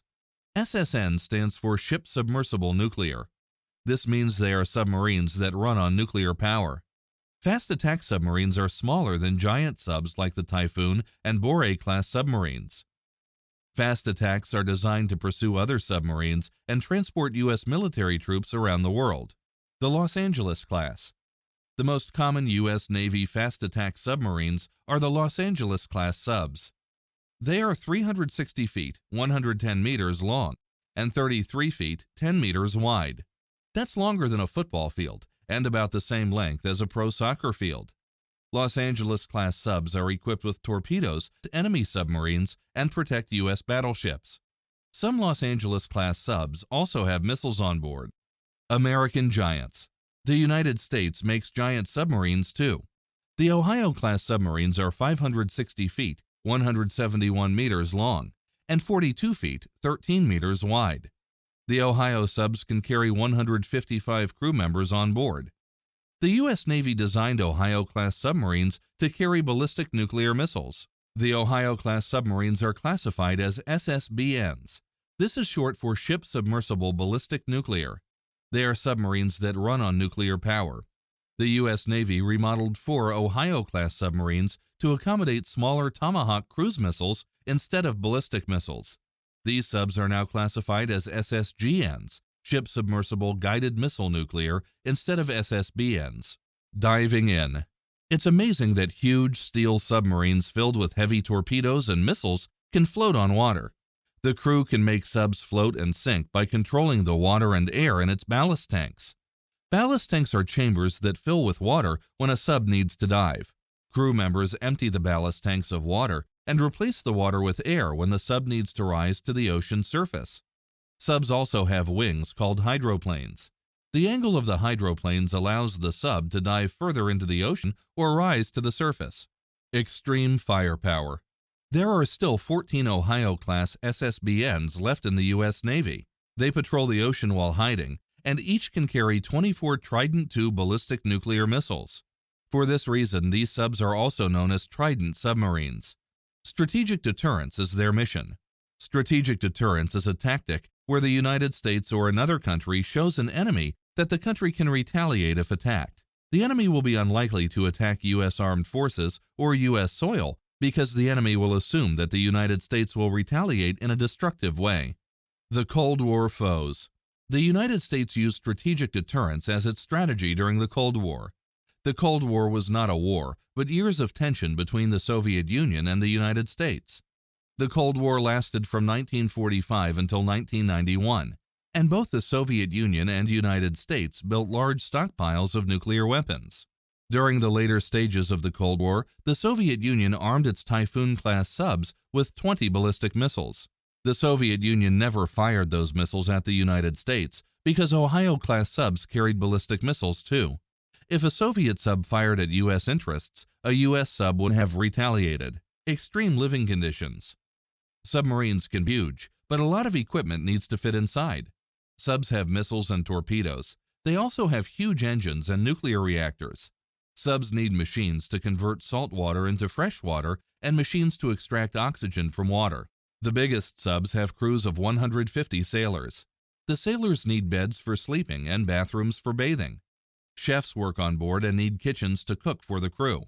The chefs keep food for months in stockrooms, refrigerators, and freezers. Chefs serve 4 meals a day to the crew. The cooks make breakfast, lunch, dinner, and midnight rations, which are known as midrats. Busy schedule. Each day on a sub isn't a normal 24-hour day. Every day on a U.S. submarine is 18 hours long and organized into 3 working shifts of 6 hours each. 1/3 of the crew is on duty or watch during each shift. They sleep, eat, and have fun when they're off duty for 12 hours. The crew members email family and friends, watch movies, play board games, and exercise. Some subs even have swimming pools. Extreme rescue. If a submarine is trapped underwater, rescue subs can save the crew. Rescue subs can dive deep into the ocean to save submarine crews in distress. NATO, the North Atlantic Treaty Organization, is a group of countries that cooperate and agree to defend one another if a member country is attacked by an outside military force. NATO has a rescue sub called Nemo. Nemo is a small sub less than 30 feet, 9 meters long, that can dive to 2,000 feet, 609 meters below the ocean surface. When Nemo dives, it attaches itself to a distressed submarine's escape hatch. 12 crew members at a time can climb up a ladder and into Nemo. Nemo then takes the rescued sailors to the surface. Worldwide rescue. The U.S. Navy has a rescue sub like Nemo. The Navy's rescue sub is called the Deep Submergence Rescue Vehicle, DSRV, and it can save 24 sailors from a distressed sub. The DSRV can also dive to 2,000 feet, 609 meters, and ships, planes, or attack submarines can deliver the DSRV anywhere in the ocean. Many other countries use rescue subs to help their distressed subs. This includes countries in Europe and Asia, along with Australia. Extreme polar research. Like the USS Nautilus in 1958, the USS Skate dove under the ice at the North Pole. The Skate also broke through the ice. These nuclear subs were made with thick steel hulls and could break through 6 to 10 feet, 1.8 to 3 meters, of polar ice. More recently, the USS Honolulu, a Los Angeles-class SSN that began operating in 1983, broke through ice near the North Pole while polar bears were watching. Ships can travel only so far on the ocean before ice stops their journey to the North Pole. Scientists who study ice and wildlife near the North Pole now collaborate with the Navy on research projects. Instead of trekking for hundreds of miles on top of the ice, researchers can reach areas near the North Pole on a U.S. Navy sub that breaks through the ice. Breaking ice barriers. Scientists can use another extreme mode of transportation to reach research areas near the North Pole. Scientists can ride on an ice-breaking ship. An icebreaker has an extra strong hull that can plow through ice. Which one is more extreme? You decide. Into the abyss. Oceanographers study the ocean. They study waves, currents, and wildlife around the world. These scientists need extreme submarines to take them to deeper places in the ocean than Navy subs can go. Scientists dive deep into the ocean riding in submersibles, not submarines. Submarines are boats that travel underwater and can complete entire journeys on their own. Submarines leave port, travel the seas, dive underwater, and return to port without assistance from other boats or submarines. A submersible is not powerful enough to handle all those tasks itself, so a mothership supports the submersible. A mothership might transport a submersible to the point where the submersible will dive, or a submersible might tether itself to a mothership for safety. Deep diving Alvin. The DSV, Deep Submergence Vehicle, Alvin, is a submersible served by its mothership, Atlantis II. The hull of the DSV Alvin is made from titanium to withstand the incredible water pressure from deep-sea dives. Titanium is even stronger than steel. The DSV Alvin was the first submersible to visit the ruins of the Titanic, which sunk in 1912. The Titanic rests about 12,500 feet, 3,810 meters below sea level in the Atlantic Ocean near Newfoundland, Canada. Challenging the ocean depths. A bathyscaphe is another type of deep-sea submersible. They are designed to withstand the crushing water pressure at the deepest points in the ocean. The first bathyscaphe was built in the 1940s and dove more than 13,000 feet, 3,962 meters below sea level in 1954. The trip down deep was in the Atlantic Ocean off the coast of Senegal in West Africa. Another bathyscaphe, the Trieste, made an even deeper dive in 1960. The Trieste went to the deepest point on the ocean floor, called the Marianas Trench. The Marianas Trench is near Guam and is about 36,000 feet, 11,000 meters, or almost 7 miles, 11 kilometers, below the Pacific Ocean surface. Diving deep. Since the Trieste, 2 unmanned submersibles dove to the Marianas Trench in 1996 and 2009. A 4th submersible made the trip to the trench in 2012. In fact, the submersible called the Deep Sea Challenger dove to the deepest part of the Marianas Trench. The deepest part is known as the Challenger Deep. James Cameron, the filmmaker of hits such as Avatar and Titanic, is also an explorer. He helped design the Deep Sea Challenger sub and made a solo dive to the deepest point known on Earth. He did it on March 26, 2012. Extreme close-up views. Would it be incredible to ride in an extreme submarine? There are companies that own submarines, and they take tourists under the sea. One such company operates tours in Hawaii, Guam, and the Caribbean. The Atlantis Company has different submarines that take up to 64 passengers underwater to see marine life such as fish, turtles, and coral reefs. These subs take their passengers about 100 feet, 30 meters underwater. Other tourist submarines take passengers on similar rides around the globe. Some tourist submarines are much smaller, but passengers can ride their subs while they dive deeper into the ocean. The Deep Flight Super Falcon Mark II is a 2-person sub that can dive to almost 400 feet, 122 meters, beneath the ocean surface. These small subs are 17 feet, 5 meters long, and look like fighter jets. Wild rides. Subs of all sizes are extreme machines. Riding a submarine 100 feet, 30 meters underwater can be fun. Riding a submersible to the bottom of the Marianas Trench could be a wild ride. Seeing the Titanic wreckage might be exciting, and driving a sub 400 feet, 122 meters down could be incredible. Sailors may ride in the most extreme submarines in the world. They stay underwater for months at a time, and they travel all over the world. Let's Go Camping by Suzanne Slade. Camping. You'll never run out of interesting things to do on a camping trip. Many campers enjoy exploring nature. You can discover different kinds of animals and see how they live in the wild. You might also hike through the forest or swim in a nearby lake. When the sun sets, you can watch for bats taking flight, listen for hooting owls or howling coyotes. Camping takes you away from city lights, so you can see hundreds of twinkling stars. Search the sky for constellations or look for the bright North Star. You will enjoy the excitement and challenges of setting up a tent, cooking over a fire, and living outside when you go camping. Planning your camping trip. You can go camping for several weeks or plan a short overnight trip. Most campers stay in a tent or a recreational vehicle, which is commonly called an RV. Many state and national parks have campgrounds. These campgrounds usually have lakes for swimming and fishing, hiking trails, and bathrooms. Choose a camping location that offers the types of activities your family enjoys. One of the best things about camping is that you leave your familiar surroundings and try new things. Instead of staring at a TV, you can watch a spider spin a web or a bird feed its babies. Choosing a campsite. Parks have a certain number of campsites. During the summer months, campsites at popular campgrounds often fill up quickly. You should reserve your campsite before you leave home. The cost for a campsite varies depending on the facilities it provides. Some campsites were created for people who prefer camping without the comforts of home. These sites do not have showers, toilets, or running water. People who camp in an RV often want a campsite that provides electricity. Tent campers may want bathrooms and a store nearby. Whichever type of site you choose, make sure you set up camp on dry ground. Stay away from beehives or large anthills. They don't make good camping neighbors. Camping gear. You need to bring the proper gear to stay safe and comfortable while camping. Check the weather report before leaving home so you will know the right type of clothing to pack. It is helpful to dress in layers.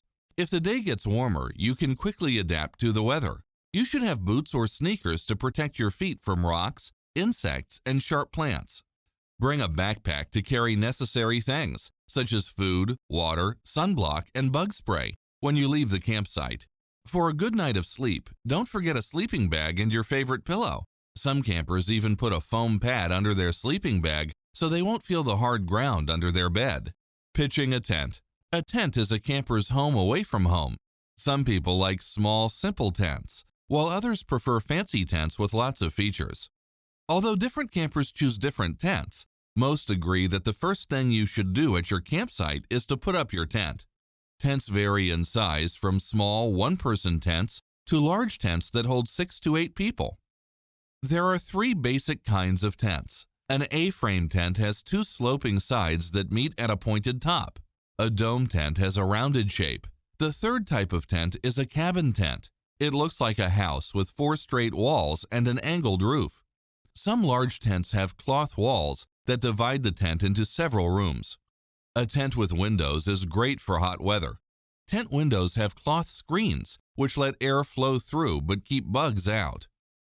You can put a rain fly over some tents to protect them from the rain and hot sun. A rain fly fits over a tent like a big blanket. Some tents have a window in the roof called a skylight. This lets light in and allows you to see the stars at night. Before setting up your tent, clear the area of rocks and sticks. Most tents are easy to pitch or set up. Thin, flexible poles hold a tent up. The poles slide through loops on the outside of the tent. You can fasten your tent to the ground with stakes. Camping in all kinds of weather. Everyone hopes for sunny days on a camping trip, but campers must be prepared for all kinds of weather. Be sure to pitch your tent on high ground so water will run away from your tent if it rains. Pack an umbrella so you can stay dry if you go outside. You can add more layers of clothing if the weather turns cold. If winds become strong, place large rocks over the tent stakes to keep your tent from blowing away. Remember to pack some books and games. While listening to the sound of raindrops on your tent, you can enjoy playing cards or a board game. You could also have family reading time. Everyone can take turns reading a chapter out loud. Campfire cooking. One of your best camping memories may be cooking over an open fire. Eating a delicious meal that you cook can be very rewarding. The challenge of campfire cooking is a great camping experience. Your first task when cooking a meal is to make a campfire. Start by putting crushed paper in the center of your campsite's fire pit. Then place small, dry sticks around the paper in an upright position. Ask an adult to light the paper. After the sticks begin to burn, add larger logs around the fire. Always keep a bucket of water nearby in case you need to put out your fire.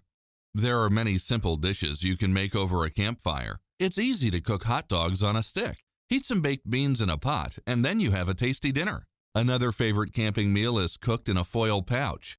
Place loose hamburger meat and thinly cut pieces of carrots and potatoes on a piece of foil.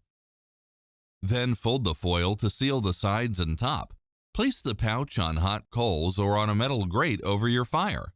The food is ready when the hamburger is brown and the vegetables are soft. If you have a frying pan, you can fry hamburgers and potatoes for a quick lunch.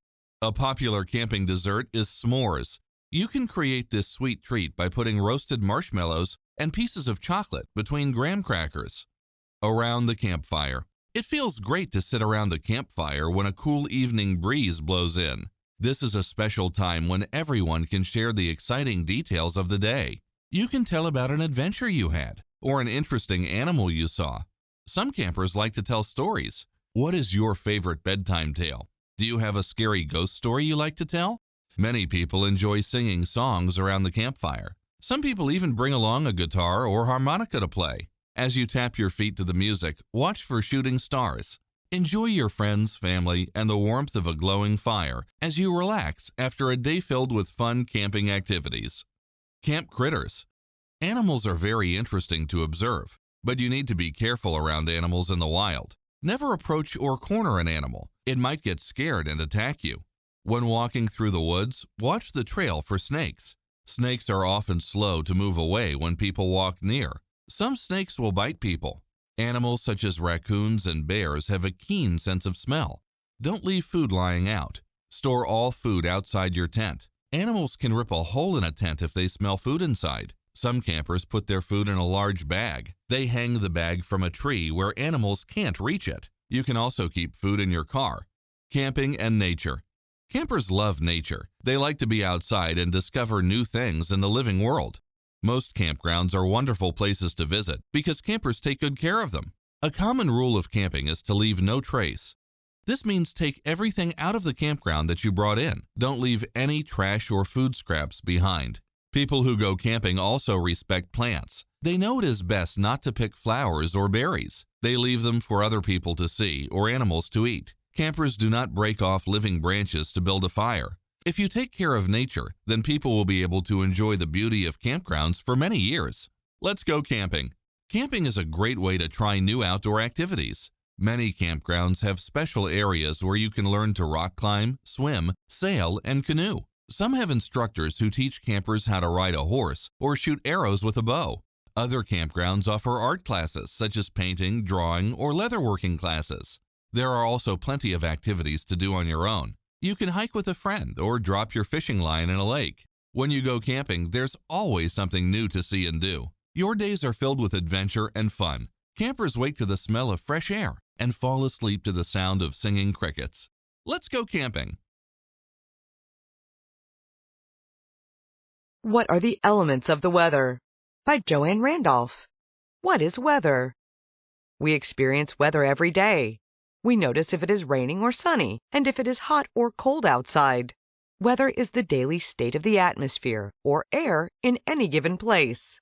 Weather is different from the climate. The climate is what the weather is like in a certain place over a long time. The weather is important to people. It affects our comfort, our food supply, and even our safety. We base what we will wear each day on the weather. It may affect what activities we choose to do, too. There are many different elements that combine to make each day's weather. These include temperature, wind, and the moisture in the air. Powered by the sun. The sun affects the weather on Earth in many ways. You might know that the energy from the sun affects the temperature of the air around you. However, the sun also causes the winds to blow and the clouds to form. This is because the air is heated unevenly. The difference in temperature forces the air to move all the time as warm air rises and cool air sinks. The sun's energy also heats the water on Earth, and it causes it to evaporate. The water becomes vapor in the air. Water vapor helps form clouds. Temperature. Temperature is one of the basic elements of weather. The temperature is not the same everywhere on Earth. Some places stay nearly the same temperature all the time. Other places can vary greatly, even in one day. That is because the sun's rays strike Earth differently, depending on where one is. Earth is tilted in relation to the sun, so part of the planet is always tilted away from the sun. An imaginary line called the equator divides Earth in half. Areas near the equator are almost always warm because they get the most constant sun. Areas farther away from the equator change with the seasons. In winter, the temperatures are generally cold. In summer, temperatures tend to be hot. In spring and fall, the temperatures are expected to be mild. Temperatures also vary depending on how close one is to the surface. Areas high up in the mountains are colder than those farther down. Temperatures near bodies of water are also more mild than temperatures far inland. Changes in temperature can be affected by other elements of weather. In the northern hemisphere, winds from the south generally bring warmer temperatures. Winds from the north bring cooler temperatures. Clouds can affect temperature too. When there are few clouds, the temperature can drop as the warm air rises and escapes. Clouds keep the temperature more even by keeping the warm air close to the surface. Wind. Wind is the movement of air near Earth's surface. Wind can be a gentle breeze or a strong gale. Tornadoes and hurricanes are examples of very strong winds.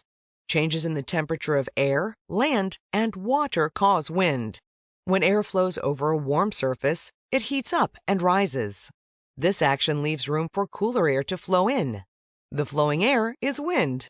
Winds are named after the direction from which they come. For example, wind blowing from west to east is called a west wind.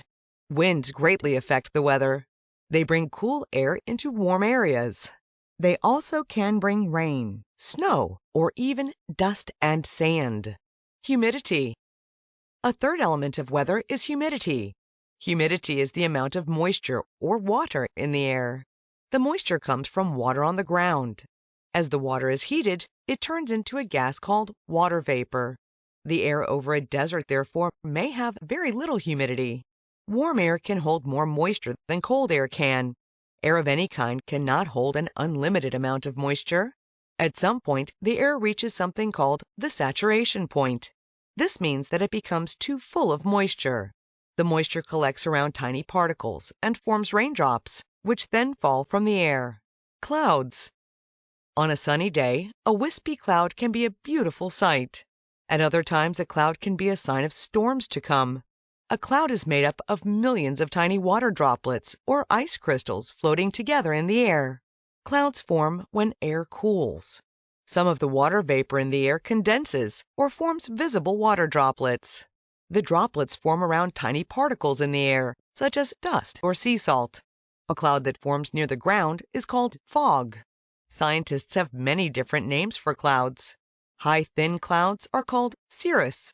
Cirrus clouds can be as high as 8 miles, 13 kilometers above Earth. Stratus clouds are layered. They are usually lower in the sky. Cumulus clouds are puffy. They can form in any part of the sky. The kinds of clouds in the sky can tell people what kind of weather to expect. When cirrus clouds can be seen, it generally means there is fair weather. A few stratus clouds in the sky are not uncommon to see on a clear day. However, when stratus clouds get thicker and darker in color, they look like a thick blanket over the sky. When this thickening happens, it generally means rain or snow is coming. Cumulus clouds look like white cotton balls floating up in the sky. If they start to get taller and look like cauliflower, it usually means that rain is coming. If they get even taller and darker in color, it might mean a thunderstorm is brewing. The clouds that produce thunderstorms are called cumulonimbus. Precipitation. Precipitation is another element of weather. Precipitation may come in many forms, including rain, snow, hail, and sleet. The form precipitation takes depends on other weather conditions, such as temperature. When the tiny water droplets that make up a cloud bump into each other, they may join together to make larger droplets. Eventually, they may become heavy enough to fall to the ground as raindrops. If the temperature of a cloud is cold enough, the moisture in the cloud may form ice crystals. The ice crystals can stay up in the cloud. Or if they are heavy enough, they can fall to the ground. As they fall, they can clump together with other ice crystals to form snowflakes. One snowflake can contain as many as 100 ice crystals. But some single ice crystals fall as snow too. A hailstone grows like a raindrop, but is then carried by strong winds into the higher, colder parts of the cloud before falling as solid ice. Sleet is frozen rain. Sleet forms when the rain passes through a layer of cold air before reaching the ground. Freezing rain forms when rain falls and freezes as it hits an object. When that happens, freezing rain forms a slippery layer of ice. The thin layer of ice is called glaze. If freezing rain falls for a period of time, the glaze can become quite thick. Glaze can cause problems for people trying to drive or walk around during a storm that brings freezing rain. It can also cause power outages if it coats power lines and makes them so heavy that they break. Atmospheric pressure. Atmospheric pressure is the weight of air above a given area. Atmospheric pressure is greatest at sea level. There, the gas particles that make up the air are pressed together by the weight of the air above them. Air becomes lighter farther away from Earth's surface. It becomes lighter because the air particles become separated by more space. As the sun warms the air expands and moves upward. Colder air around it then moves in. The result is wind, which has a great effect on weather and climates. Air moves from areas of high pressure to areas of low pressure. Falling pressure generally means that stormy weather is on the way. Rising pressure tells meteorologists that good weather is coming. Storms. Storms are disturbances in the atmosphere. Thunderstorms happen when hot, moist air is carried above the freezing level by strong winds. The force of the hot and cold air meeting causes thunder and lightning to occur. There can be strong gusts of wind, heavy rain, and sometimes hail during thunderstorms too. Tornadoes sometimes develop during thunderstorms. A tornado is a column of strongly rotating winds. It may be shaped like a funnel or a pillar. The column reaches down from a cloud to touch the ground. The speed of a tornado's winds may be 300 miles, 482 kilometers per hour. Hurricanes are also called tropical cyclones or typhoons. These giant storms have very strong winds that move in a circle around the hurricane's center, called the eye. Hurricanes bring heavy rains and winds of 74 miles, 119 kilometers per hour or more. Tools that measure the elements. Scientists use many instruments to gather information about weather. The thermometer and the barometer are some of the oldest and most common weather instruments. The thermometer measures temperature, and the barometer measures atmospheric pressure.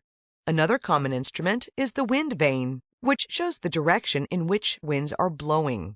Rain gauges measure how much rain falls in a particular area. Scientists attach other instruments to balloons to carry them high into the air. Today, satellites collect weather information around the world. Meteorologists use computers to study the information they collect. They also use computers to track weather patterns and to make weather forecasts or predictions. How the elements help forecasters. The weather on Earth is always changing. Meteorologists use math and science to predict what the weather will be on a given day. They study the elements of weather to help them make their predictions. The wind, temperature, pressure, clouds, precipitation, and humidity can help meteorologists make a good guess about whether it will be a nice day or a stormy one. What is weather forecasting? by Lene D. Steinberg. What should I wear today? The weather on Earth is always changing. Some patterns, like our seasons, are predictable. They come and go at the same times each year. Other patterns and events change often. Meteorology is a field of science that studies the changes in weather on a day-to-day basis in a specific place. Scientists who study meteorology are called meteorologists. Using past history, patterns, and various measurement tools, meteorologists can tell whether it will rain or snow, and whether it will be warm or cold. These scientists are able to tell people what the weather will be like anywhere in the world. This is called forecasting. Climatology is the study of climate. Climate is the average weather conditions of a particular place or region over a period of years. Climatologists observe and study weather patterns on Earth over a long period of time. What is weather? Weather is the daily state of the atmosphere in any given place. The atmosphere is made up of the gases that surround Earth. Weather takes place in the lowest level of the atmosphere. To most of us, the weather means things like it is hot and sunny outside, or it is cold and rainy. To a meteorologist, the weather is a combination of certain features.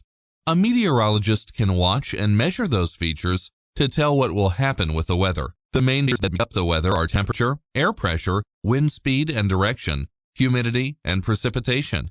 Temperature is a measurement of how hot or cold the air is. Energy from the sun heats the air on Earth. But the energy from the sun does not reach all parts of Earth equally or at the same time. So some areas are warmer than others. The temperature of the air affects the air pressure and winds.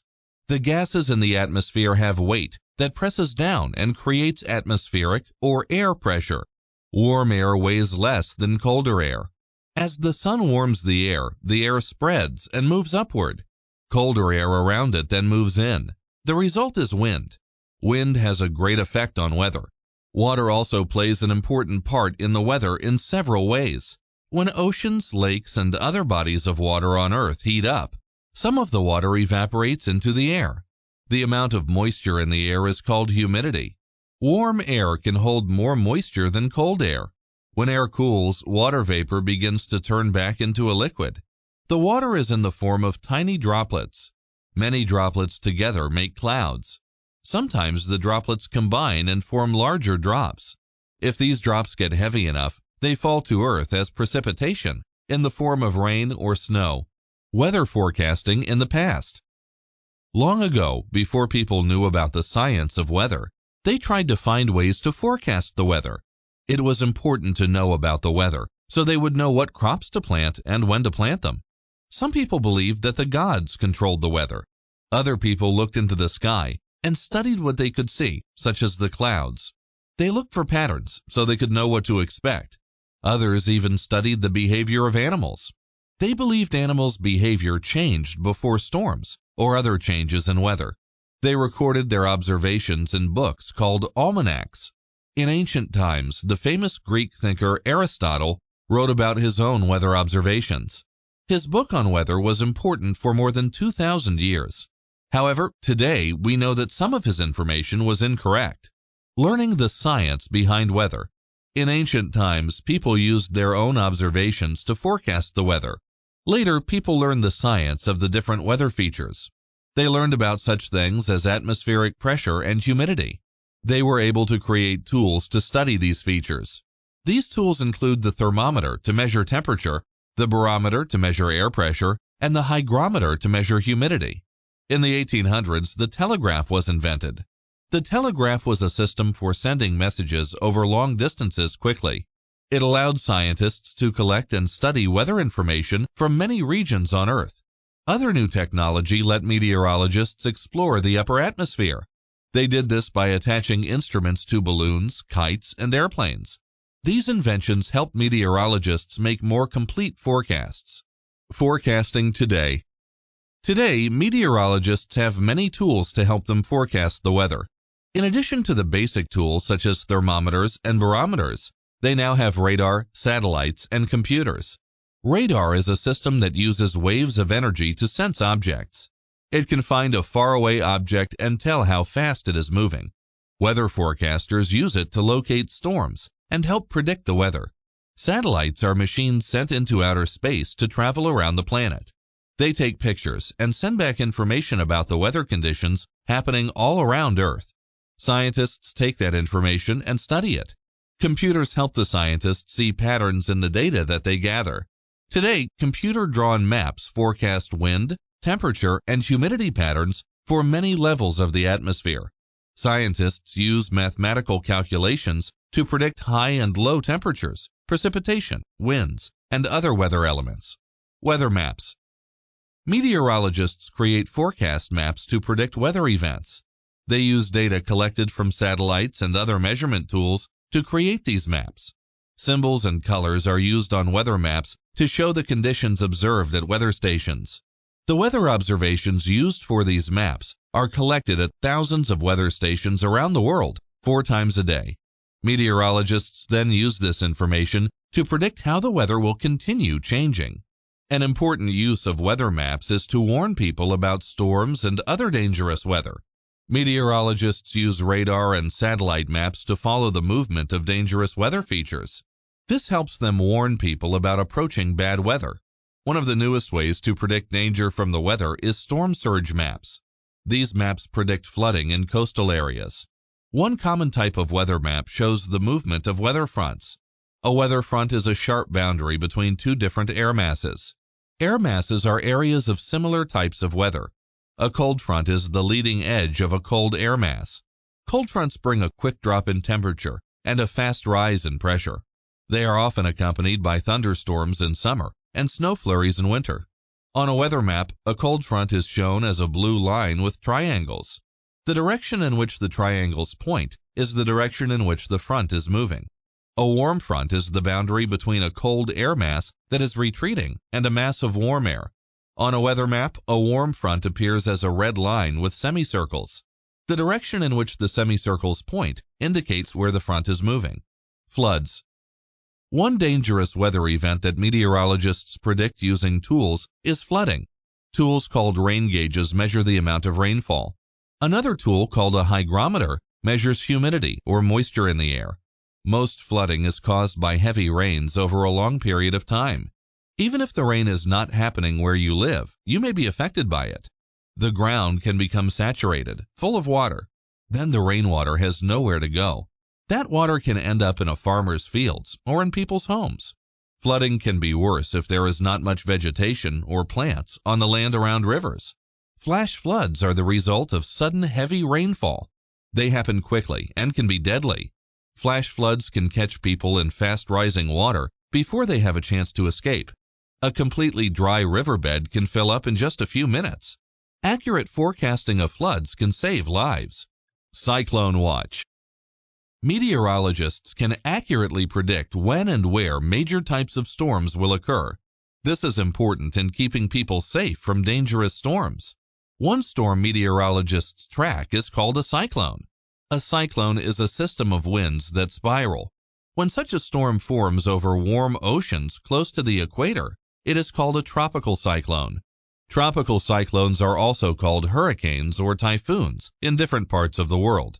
Their winds swirl at speeds higher than 74 miles, 119 kilometers per hour. Meteorologists know what conditions must be present for a cyclone to form. These conditions include certain wind patterns, air pressure measurements, and large ocean patterns such as El Niño. When meteorologists know these conditions, they can figure out when cyclones are likely to form. Once a cyclone has formed, it can be tracked using radar. This lets meteorologists warn people who live in the path of the storm to leave the area or take cover. Other storms. Meteorologists can also predict tornadoes. A tornado is a type of storm in which powerful rotating winds form a column of air that reaches down toward the ground. When weather conditions are likely to result in a tornado, meteorologists announce a tornado watch. Tornado winds are the fastest on Earth. The winds in a tornado can reach speeds of nearly 300 miles, 500 kilometers per hour. Tornadoes can be very destructive, and they form quickly. This is why it is important to know that one might be headed your way. In the United States, an agency called the National Weather Service operates a National Severe Storms Forecasting Center in Missouri. Forecasters there watch the atmosphere for the conditions that can create tornadoes or severe thunderstorms. Winter storms can be powerful as well. Storms featuring low temperatures, strong winds, and large amounts of snow are called snowstorms. The strongest are called blizzards. A blizzard has winds of more than 35 miles, 56 kilometers per hour, for at least 3 hours. Heat waves and cold snaps. Waves are long periods of extreme heat or cold that affect a large area. In some regions, a cold wave is known as a cold snap or a cold spell. Studying the temperature and air pressure patterns allows scientists to forecast these extreme conditions. Although people may expect warm temperatures in the summer and cold temperatures in the winter, they may not be prepared for extreme temperatures. Extreme heat can lead to drought. Drought can be dangerous to people, and it can ruin crops. Unusually cold temperatures can be dangerous for people as well. If there is warning of a heat or cold wave, people can be prepared to deal with it. Power companies can prepare as well. They can plan for people to use more electricity to run heaters in the cold or air conditioners in the heat. Climate forecasting. Forecasting today has an important new use. Instead of just forecasting the weather for the next few days, scientists can now look at what the climate will be like over the next few decades. To study climate, scientists look at several conditions, including the greenhouse effect. The greenhouse effect is a warming of Earth's surface and the air above it. It is caused by gases in the air that trap energy from the sun. Without the greenhouse effect, Earth would be too cold for life to exist. Scientists believe that humans are increasing the greenhouse effect through their actions. When people drive a car, work in a factory, or use electricity at home, they burn coal, oil, and other fuels. Burning these fuels may add extra gases to the air. The extra gases trap more heat. Scientists think that this has led to global warming. Forecasters are working hard to predict how much of an effect global warming will have in the future on nature and Earth's resources. Spanish Explorers of North America by Zelda King. The Age of Exploration. Have you ever heard of the Age of Exploration? That's the name of a period in European history that started in the 1400s. Inspired by dreams of riches and hopes of finding a direct ocean route to Eastern Asia, Europeans set out on ocean voyages into the unknown. Do you know why they wanted an ocean route to Eastern Asia? For centuries, wealthy Europeans had bought luxury goods such as silk and spices from Eastern Asia, which they called the Indies. Traders hauled these goods to Europe over long land routes or over land and water routes that passed through the Mediterranean Sea. However, Asian countries controlled the land routes, and Venice, Italy controlled the Mediterranean routes. Other European countries wanted routes they could control, so they set sail in search of an ocean route. Spain was one of the leaders during the Age of Exploration. Columbus finds a new world. You know the story about Christopher Columbus. He and his crew sailed from Spain, crossed the Atlantic Ocean in the Nina, Pinta, and Santa Maria, and discovered America. Did you know he was really trying to find an ocean route to the Indies? While the Portuguese were searching for an ocean route around Africa, Columbus's idea was to reach Eastern Asia by sailing west across the Atlantic. You probably think that doesn't sound like a good idea. However, Columbus and other Europeans of the time didn't know North and South America existed. Columbus and some others thought the Indies were on the other side of the Atlantic Ocean. In addition, Columbus didn't realize how wide the Atlantic is. In 1485, Columbus asked King Ferdinand and Queen Isabella of Spain to fund his expedition. After several years, they finally agreed. On August 3, 1492, Columbus and his crew set sail. After a long voyage, they reached the islands we now call the Bahamas on October 12th. They also explored the islands now called Cuba and Hispaniola, which is home to the modern countries of Haiti and the Dominican Republic. Columbus believed he had reached the Indies, so he called the people on these islands Indians. Columbus returned to Spain in early 1493. News of his expedition spread quickly, causing great excitement across Europe. Many people didn't believe the lands Columbus had reached were really the Indies. However, they still thought there might be riches in the place they called the New World. Inspired by the possibilities, many explorers poured out of Europe and sailed across the Atlantic. Tierra la Florida and the Gulf of Mexico. You've probably heard of the Spanish conquistador Juan Ponce de Leon. He made the first recorded visit by a European to Florida. On March 3, 1513, he set sail from Puerto Rico, an island where he had established the first European settlement in the New World. On April 2nd, he landed on what he thought was another island and claimed it for Spain.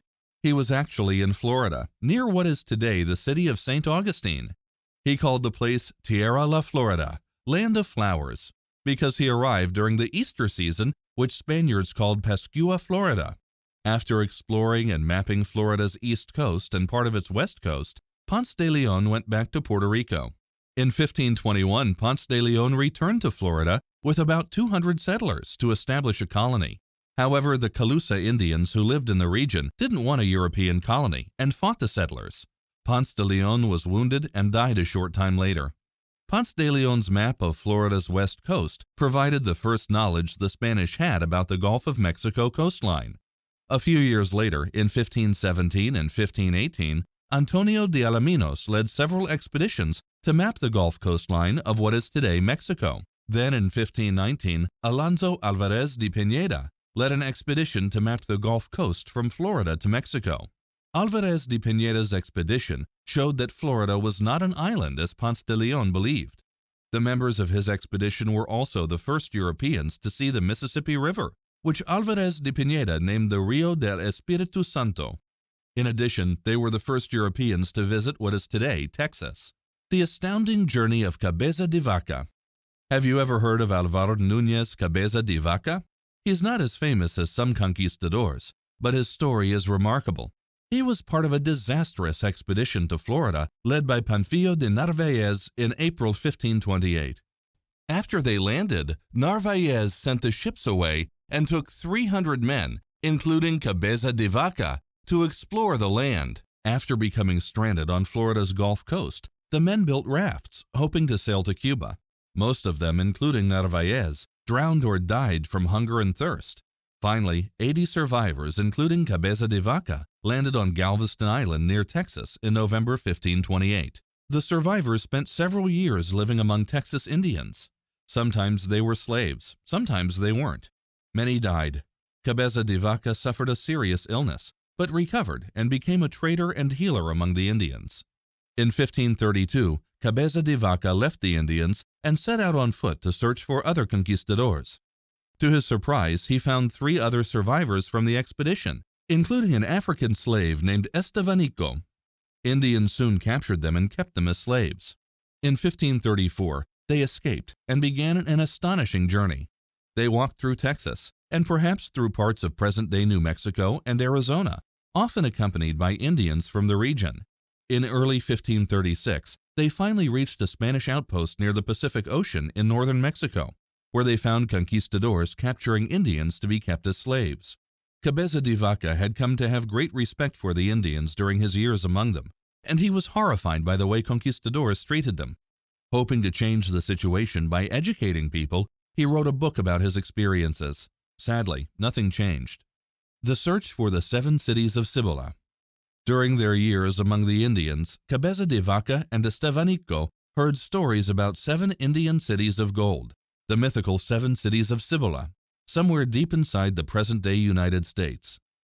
They later repeated the stories to other conquistadors. The stories quickly spread and helped inspire the famous expeditions of Hernando de Soto and Francisco Coronado.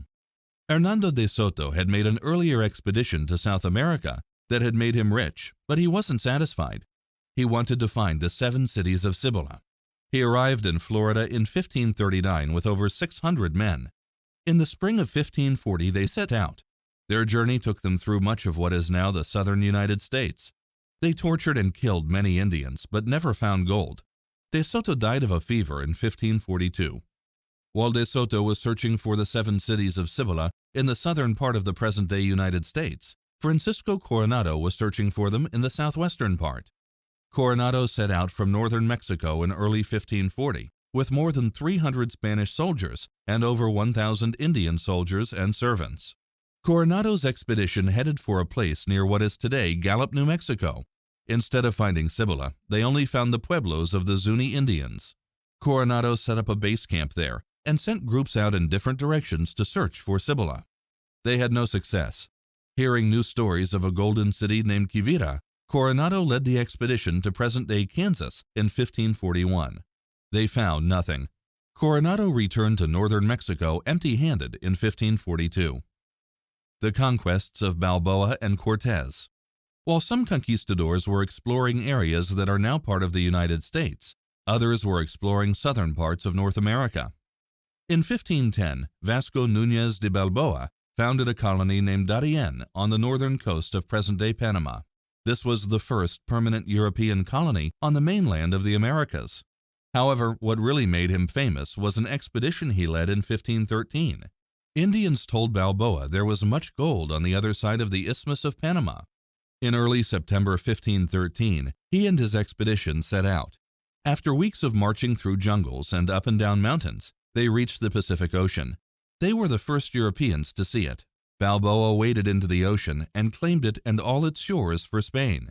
He then conquered the Indian tribes in the area and took their gold and pearls. The Maya Indians lived on Mexico's Yucatan Peninsula when Hernán Cortés landed there in 1519 searching for Mayan gold. A group of Maya greeted him, gave him food and gifts, and asked him to leave. Instead, Cortés fought the Indians and won. From the Yucatan Peninsula, Cortés sailed up the Gulf Coast of Mexico. He founded Veracruz, the first Spanish settlement in Mexico. Then he marched toward Tenochtitlan, which was the capital of the Aztec Empire. It took 2 years for Cortés and his soldiers to conquer the Aztecs. Thousands of Aztecs died. Some were killed in battle.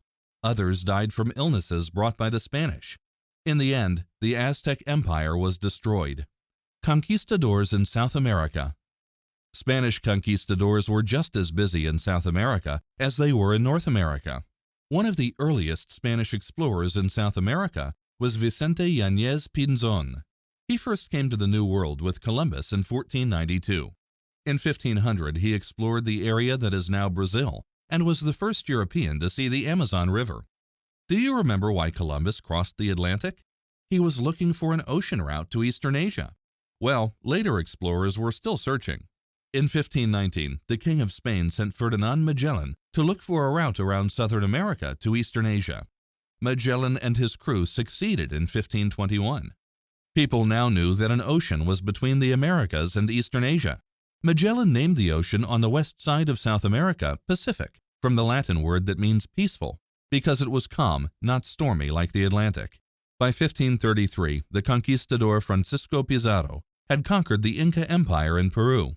In the process, Pizarro and his men, including Hernando de Soto, killed thousands of Incas and seized vast amounts of gold and silver. Diego de Almagro, one of the soldiers with Pizarro, explored parts of present-day Bolivia and Argentina between 1535 and 1537. He even crossed the Andes Mountains and went into what is today Chile. He was hoping to find more gold and silver, but found only a few Indian villages that had no riches. Francisco de Orellana, another member of Pizarro's party, sailed down the mighty Amazon River. He started in the Andes in 1541 and reached the Atlantic Ocean in 1542. His journey made him the first European to explore the full length of the river. A world forever changed. By 1550, the world had changed forever. Europeans had found continents they didn't know existed. They had gotten gold, silver, and many new foods, such as corn, potatoes, and chocolate, from the New World. For the Indians, however, the consequences were terrible. Hundreds of thousands had been killed by the people who came to explore, or died from illnesses they brought. Entire civilizations had been destroyed. The world they had known for thousands of years had ended.